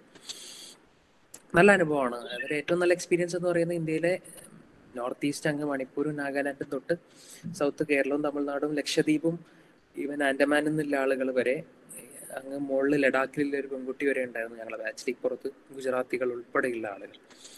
ഇന്ത്യയുടെ ലെങ്ത് ആൻഡ് ബ്രെഡ്ത്ത് അക്രോസ് ആയിട്ടുള്ള ആളുകളെ നമുക്ക് അവിടെ നമ്മളെ കൂട്ടത്തിൽ കാണാൻ പറ്റും. പുതിയ പുതിയ സംസ്കാരങ്ങൾ പരിചയപ്പെടാൻ പറ്റും. ട്രെയിനിങ് മൊഡ്യൂളുകളൊക്കെ നല്ലതായിരുന്നു. രാവിലെ നമ്മൾ 6:30 നമ്മൾ PT എണീക്കണം. PT തണുപ്പാണ്, അതായത് ഭയങ്കര തണുപ്പാണ്, മഞ്ഞ് വീഴ്ചയൊക്കെ ഉള്ള സ്ഥലമാണ്.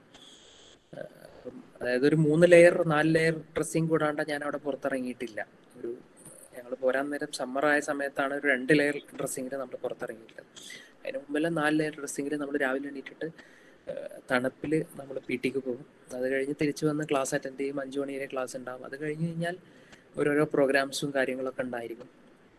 പിന്നെ അതിൻ്റെ ഭാഗമായിട്ട് ഞങ്ങൾക്ക് കുതിരയോട്ടം ഉണ്ടായിരുന്നു. കുതിരയോട്ടത്തിൽ താല്പര്യമില്ല ആളുകൾക്ക് കുതിരയോട്ടം ചെയ്യാം. എനിക്ക് കുതിരയോട്ടം അറിയുന്ന കാരണം ഞാനത് പഠിച്ചില്ല എന്നല്ല, അവിടെ പങ്കെടുത്തില്ല. കാരണം ഞാൻ മുമ്പുണ്ടായിരുന്ന സർവീസിൽ കുതിരയോട്ടം ഉണ്ടായിരുന്നു, അപ്പം ICLS-ൽ. അപ്പം അതുകൊണ്ട് ഞാൻ പിന്നെ കുതിരയോട്ടം ഏറ്റെടുത്തില്ല. അല്ലാതെ പല കളികളുണ്ടായിരുന്നു. സ്വിമ്മിംഗ് പൂൾ ഉൾപ്പെടെയുള്ള എല്ലാ കളികളും എല്ലാ സാമഗ്രികളും അവിടെ ഉണ്ട്. സൈക്ലിംഗ്, ആ മലയിൽ നമ്മൾ സൈക്ലിങ്ങിന് പോകുമായിരുന്നു രാവിലെ. അതേപോലെ ട്രക്കിങ്ങിന് പോകുമായിരുന്നു. അങ്ങനത്തെ രസകരമായ സ്ഥലമായിരുന്നു. പിന്നെ ഹിമാലയൻ ട്രക്കിംഗ് ഉണ്ടായിരുന്നു. ഞങ്ങൾക്കൊരു 15 ദിവസത്തോളം ഞങ്ങൾ ഹിമാലയത്തിൽ പോയി. 15 ദിവസത്തോളം നമ്മൾ ഫോണൊന്നും ഉണ്ടാവില്ല. ഹിമാലയത്തിലെ കൊടിയ തണുപ്പാണ്. -ഡിഗ്രിയിലാണ് പോയത്. -ഡിഗ്രിയിൽ ഞാൻ ബാഗിനി ഗ്ലേഷ്യർ എന്ന് പറഞ്ഞാൽ എന്താ പറയാ, നമ്മൾ ഉപയോഗിക്കുന്ന പദമല്ല. ഗ്ലേഷ്യർ എന്ന് പറഞ്ഞാൽ മഞ്ഞിന്റെ ഒരു പ്രത്യേക രൂപമാണെന്ന് മനസ്സിലാക്കുക. ബാഗിനി ഗ്ലേഷ്യറിലായിരുന്നു ഞങ്ങളുടെ ട്രക്ക്. 15,000 ഫീറ്റ് ആയിരുന്നു മുകളിൽ. അപ്പം ആ ട്രക്കിംഗ് എക്സ്പീരിയൻസ് ഒക്കെ ഭയങ്കര രസകരമായിരുന്നു. കാരണം അവിടെ വെള്ളം കുടിക്കാൻ മാത്രമേ ഉള്ളൂ. നമ്മൾ ക്ലീൻ ആക്കില്ല എന്നുള്ള ശരീരമൊന്നും. ഇട്ട ഡ്രസ്സ് തന്നെയാണ് ചിലപ്പോൾ 15 ദിവസം കഴിഞ്ഞിട്ട് നമ്മൾ തിരിച്ചു പോരാ. ആ ട്രക്കിംഗ് ഷൂസും ഹൈക്കിംഗ് സാധനങ്ങളൊക്കെ വെച്ചിട്ട് നമ്മൾ ഈ പറയുന്ന ഹിമാലയത്തിലേക്ക് പോയി ഏകദേശം 15 ദിവസത്തോളം 10 ദിവസത്തോളം അവിടെ താമസിച്ചു. കഴിഞ്ഞ് വന്നപ്പോൾ കൊറോണയും പിടിച്ചു. അന്ന് കൊറോണൻ്റെ സമയമായിരുന്നു. കൊറോണ പിടിച്ച് പിന്നെ ഒരു മാസം കിടപ്പിലായി. അങ്ങനെ രസകരമായ അനുഭവങ്ങൾ ഉണ്ടായിരുന്നു അവിടെ. ഭയങ്കര രസകരവും ഭയങ്കര ചലഞ്ചിങ്ങും ആയിട്ടുള്ള അനുഭവങ്ങൾ. ഹിമാലയൻ ട്രക്കിംഗ് നമ്മൾ ഉഷ്ണമേഖലയിൽ, നമ്മൾ ഈ പറയുന്ന കേരളത്തിൽ ജീവിച്ച ആളുകൾക്ക് ആ തണുപ്പ് വലിയ പാടായിരുന്നു. എനിക്ക് വലിയ ബുദ്ധിമുട്ടുണ്ടായിരുന്നു. എനിക്ക് മൗണ്ടൻ സിക്നസ് പോലുള്ള അസുഖം ഹിമാലയൻ ട്രക്കിങ്ങിൻ്റെ ഇടയിലുണ്ടായിരുന്നു. എന്നിട്ട് ഓക്സിജൻ തന്നിട്ടാണ് താഴോട്ട് ഇറക്കിയത്. അപ്പം അങ്ങനെ രസകരമായ അനുഭവങ്ങളും ചലഞ്ചിങ് ആയിട്ടുള്ള അനുഭവങ്ങളും ഉണ്ടായിരുന്നു. നല്ലൊരു അനുഭവമാണ് മസൂരി എന്ന് പറയുന്നത്. ഇനിയും അങ്ങോട്ട് പോകണം. ഒരു വർഷം കഴിഞ്ഞാൽ വീണ്ടും phase 2 ട്രെയിനിങ്ങിന് അങ്ങോട്ട് പോകണം. മസൂരി നല്ല അനുഭവമാണ്. ഇത് പഠിച്ചു കഴിയുമ്പോഴേക്കും ഫിനാൻഷ്യലി നല്ല കോസ്റ്റ്ലി ആവുമോ? ഞാൻ പറഞ്ഞല്ലോ എങ്ങനെയാണ് നിങ്ങൾ പഠിക്കുന്നതെന്നാണ്. അപ്പം നിങ്ങൾ ഓൺലൈൻ കോഴ്സുകൾ മാത്രം ഫ്രീ ആയിട്ടുള്ള എടുക്കുകയാണെങ്കിൽ അധികം ആവില്ല. ഡൽഹിയിൽ പോയി കഴിഞ്ഞാൽ ആരാംസെ ഏകദേശം ഒരു 3-4 ലക്ഷം രൂപ കൊടുത്ത് ഹോസ്റ്റൽ ചാർജുകൾ അടക്കം വരും. ട്രിവാൻഡ്രത്ത് പോയി നിങ്ങൾ നിൽക്കുകയാണെങ്കിൽ ഏകദേശം പഠനത്തിന് നമുക്കൊരു 10,000-70,000-80,000 രൂപ വരും. മനസ്സിലായി? പിന്നെ ഹോസ്റ്റൽ ചാർജുകൾ വേറെ. അപ്പം അത് ട്രിവാൻഡ്രം പോയി പഠിക്കുകയാണെങ്കിൽ മൊത്തത്തിൽ നിങ്ങൾ പഠിക്കുന്ന ഏകദേശം 1.5 ലക്ഷത്തിൻ്റെ ഉള്ളിൽ നിങ്ങൾക്ക്, അല്ലെങ്കിൽ 1 ലക്ഷത്തിൻ്റെ ഉള്ളിൽ നമുക്ക് കൊണ്ടുവരാൻ പറ്റുമെന്നാണ്. അങ്ങനെ കോച്ചിങ് ഇൻസ്റ്റിറ്റ്യൂട്ടുകളെല്ലാം ഒരു 60,000-70,000 രൂപ രീതിയിൽ നിരക്ക് വാങ്ങുന്നവരാണ്, ഒരു ഫീസ് വാങ്ങിക്കുന്നവരാണ്. ഞാൻ കാലിക്കറ്റ് ഒരു ഇൻസ്റ്റിറ്റ്യൂട്ടിൽ ചേർന്നിട്ടുണ്ട്. ഓക്കെ, നല്ലതായിരിക്കും. ഞാൻ പറഞ്ഞില്ലേ ഇൻസ്റ്റിറ്റ്യൂട്ടുകൾ, ഞാൻ പറഞ്ഞില്ലേ ചോദിച്ചറിയാൻ നോക്കുക. നമ്മളെ സിറ്റുവേഷൻ എന്താണെന്ന് മനസ്സിലാക്കുക. അവർ പറയുന്ന എല്ലാം ശരിയാണെന്നല്ല, നമ്മൾ തന്നെ സ്വയം എക്സ്പ്ലോർ ചെയ്യുക, റിസർച്ച് നടത്തുക. നല്ല ഇൻസ്റ്റിറ്റ്യൂട്ടാണോ മോശം ഇൻസ്റ്റിറ്റ്യൂട്ടാണോ. ഞാൻ ആരെയും ജഡ്ജ് ചെയ്യാൻ ആളല്ല. നല്ലതാണോ മോശമാണോ എന്ന്. പക്ഷെ നിങ്ങൾ തന്നെ എഫേർട്ട് എടുത്ത് കണ്ടെത്താൻ നോക്കുക, നല്ലതാണോ മോശമാണോ, ഇതിൽ നല്ല ഇൻസ്റ്റിറ്റ്യൂട്ടുകളുണ്ടോ, ഇതിൽ നല്ല. പിന്നെ വേറൊരു കാര്യം, നമ്മൾ പരീക്ഷയ്ക്ക് മാർക്ക് കുറഞ്ഞതിന് പേന മോശമാണെന്ന് പറയുന്ന പോലൊരു സ്വഭാവം നമ്മൾ കാണിക്കാനും പാടില്ല. ഇൻസ്റ്റിറ്റ്യൂട്ടുകൾക്കും പരിമിതികളുണ്ട്, ലിമിറ്റേഷൻസ് ഉണ്ട്. നമുക്ക് മാർക്ക് കുറയുന്നതിന് നമ്മൾ തന്നെയാണ് കാരണം. അപ്പോൾ നമ്മളെ പോരായ്മകൾ എന്തൊക്കെയാണെന്ന് ആദ്യം മനസ്സിലാക്കാൻ നോക്കുക, എന്നിട്ട് ഇൻസ്റ്റിറ്റ്യൂട്ടുകളെ പോരായ്മകളെ മനസ്സിലാക്കുക. Thank you. ഞാൻ കാലിക്കറ്റ് ഏരിയസ് ഇൻസ്റ്റിറ്റ്യൂട്ടിലാണ് ചേർന്നിട്ടുള്ളത്. ഞാൻ പറഞ്ഞില്ലേ ഇപ്പം, ഞാൻ അതിനെക്കുറിച്ച് പറയാൻ ഇൻസ്റ്റിറ്റ്യൂട്ടുകളെ കുറിച്ച് ALS വളരെ ഫേമസ് ആയിട്ടുള്ള ഇൻസ്റ്റിറ്റ്യൂട്ടാണ്. ഡൽഹിയിലൊക്കെ ഒരുപാട് ബ്രാഞ്ചുകളുണ്ട്. കോഴിക്കോട് ബ്രാഞ്ച് എങ്ങനെയുണ്ടെന്ന് എനിക്കറിയില്ല, അതിനെക്കുറിച്ച് എനിക്ക് പറയാൻ അറിയില്ല, അതുകൊണ്ടാണ്. Okay sir.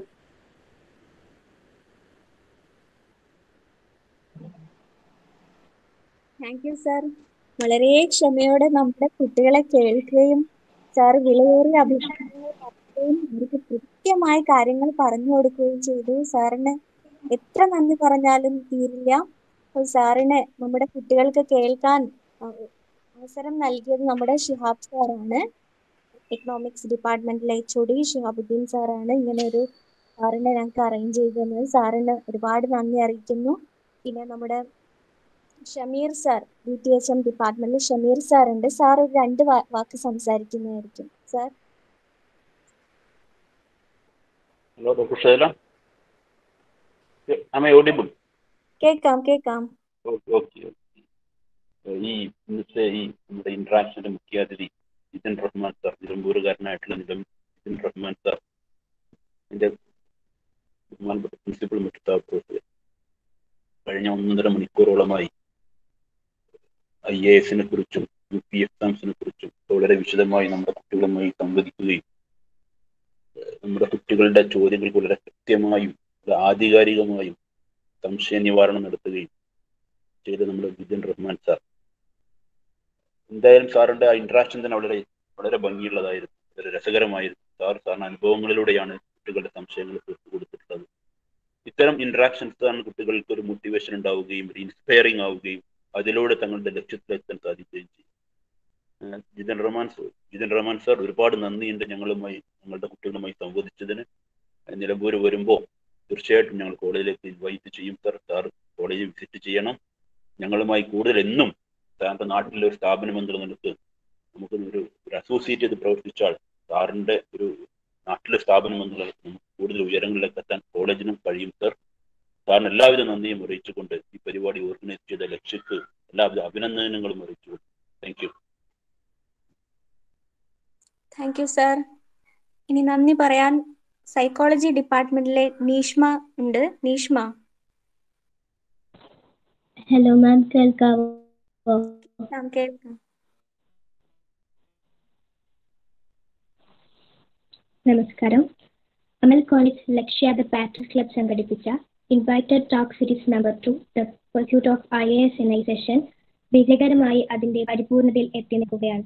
ആദ്യമായി സ്വാഗതകർമ്മം നിർവഹിച്ച നമ്മുടെ പ്രിയങ്കരിയായ ലക്ഷ്യ ദ പാട്രിയറ്റ് ക്ലബ് കോർഡിനേറ്ററും ഹിന്ദി വിഭാഗം അധ്യാപികയുമായ ഡോക്ടർ ഷഹല മാം, അധ്യക്ഷ സ്ഥാനം നിർവഹിച്ച ഏറെ ബഹുമാന്യനും നമ്മുടെ എല്ലാ പ്രോഗ്രാമുകൾക്കും പ്രോത്സാഹനവും ആർജവും നൽകിക്കൊണ്ട് നമ്മുടെ കൂടെ നിൽക്കുന്ന പ്രിൻസിപ്പൽ ഡോക്ടർ സക്കറിയ സർ, നമ്മുടെ invited talk series number 2 the pursuit of IAS എന്ന ഈ സെഷൻ ആധികാരികതയോടെ കൈകാര്യം ചെയ്ത മുഖ്യാതിഥി ശ്രീ ജിതിൻ റഹ്മാൻ സർ, പടിപടിയായുള്ള തന്റെ ഉയർച്ചയുടെയും ജീവിത വിജയത്തിന്റെയും പ്രചോദനാത്മകമായ ഘട്ടങ്ങൾ നമ്മോട് പങ്കുവച്ചു. സാറിന്റെ ഓരോ വാക്കുകളും നമ്മൾ വിദ്യാർത്ഥികൾക്ക് ആവേശവും പ്രചോദനവും നൽകുന്നതാണ്. നമ്മുടെ ഓരോ സംശയങ്ങൾക്കും വ്യക്തമായി വളരെ ക്ഷമയോടുകൂടി സാർ നമ്മളുമായി ഇന്ററാക്ട് ചെയ്തു. അതോടൊപ്പം തന്നെ ഈ സെഷനിൽ നമ്മോടൊപ്പം ജോയിൻ ചെയ്ത ടൂറിസം ആൻഡ് ഹോട്ടൽ മാനേജ്മെന്റ് വിഭാഗ മേധാവി doctor Shami Babu sir, economics വിഭാഗ മേധാവി doctor Shihabuddin sir, career guidance cell coordinator doctor Abbas sir, English assistant professor doctor Shihabuddin sir എന്നിവർക്കെല്ലാവർക്കും ഒറ്റവാക്കിൽ നന്ദി അറിയിക്കുന്നു. ജിതിൻ സാർ നമ്മോട് പങ്കുവച്ച തന്റെ ജീവിത മൂല്യങ്ങൾ വിദ്യാർത്ഥികളായ നമുക്കും ജീവിതത്തിൽ പ്രതിഫലിപ്പിക്കാൻ സാധിക്കട്ടെ എന്ന് ആശംസിച്ചുകൊണ്ട് എന്റെ പേരിലും അമൽ കോളേജ് ദ ലക്ഷ്യ ദ പാട്രൺസ് ക്ലബിന്റെ പേരിലും ഹൃദയത്തിന്റെ ഭാഷയിൽ 1000 നന്ദി അദ്ദേഹത്തിന് രേഖപ്പെടുത്തുന്നു. Thank you sir. Thank you so much. Thank you എല്ലാവരോടും. ബഹുമാനപ്പെട്ട പ്രിൻസിപ്പൽ സാർ, അതേപോലെ തന്നെ ഷിയാബുദ്ദീൻ മാഷ്, അതേപോലെ ഷമീർ മാഷ്, ഷെല മാം, എല്ലാവരോടും ഒരിക്കൽ കൂടി നന്ദി. അവസരം തന്നതിൽ നന്ദി. നിങ്ങളോട് സംസാരിച്ചതിൽ വലിയ സന്തോഷമുണ്ട്. നമ്മുടെ നാട്ടിലൊരു ഇൻസ്റ്റിറ്റ്യൂട്ടാണ്. ഷമീർ സാറ് പറഞ്ഞ പോലെ തന്നെ എന്നാൽ കഴിയുന്ന ഹെൽപ്പുകൾ ഞാൻ ചെയ്യാവുന്നതാണ്, ചെയ്യും തന്നെയാണ് ഞാൻ പറയുന്നത്. എപ്പോഴും നിങ്ങൾക്ക് എന്നെ കോണ്ടാക്ട് ചെയ്യാം. ഞാൻ നാട്ടിൽ വരുമ്പോൾ തീർച്ചയായും നമുക്കൊരു ദിവസം കാണാവുന്നതാണ്. അപ്പോൾ എല്ലാ കുട്ടികൾക്കും അമൽ കോളേജിനും പൊതുവിലും എല്ലാ ആശംസകളും നേർന്നുകൊള്ളുന്നു. നന്നായി പഠിക്കുക, നല്ല ഉയരങ്ങൾ കീഴടക്കുക, അതേപോലെ തന്നെ ജീവിതത്തിൽ നല്ല ആളുകളായിട്ട് മാറുക. അതേപോലെ തന്നെ നമ്മുടെ നാടിനും എന്തെങ്കിലും ചെയ്യാൻ പറ്റിയാൽ അത് ഏറ്റവും നല്ല കാര്യമാണ്. പിന്നോക്കാവസ്ഥയിൽ നിൽക്കുന്ന സ്ഥലമാണ് നമ്മുടേത്. നിങ്ങളിലൂടെയാണ് നമ്മുടെ നാട് മുന്നേറാൻ പോകുന്നത്. നിങ്ങളും ഞാനും നിങ്ങൾ ഓരോരുത്തരും നമ്മൾ ഓരോരുത്തരിലൂടെയാണ് മുന്നേറാൻ പോകുന്നത്. മുന്നോട്ട് പോവുക. ഏത് മേഖലയാണെങ്കിലും ആ മേഖല നല്ല രീതിയിൽ പഠിച്ച് മുന്നോട്ട് പോവുക. Thank you once again. By.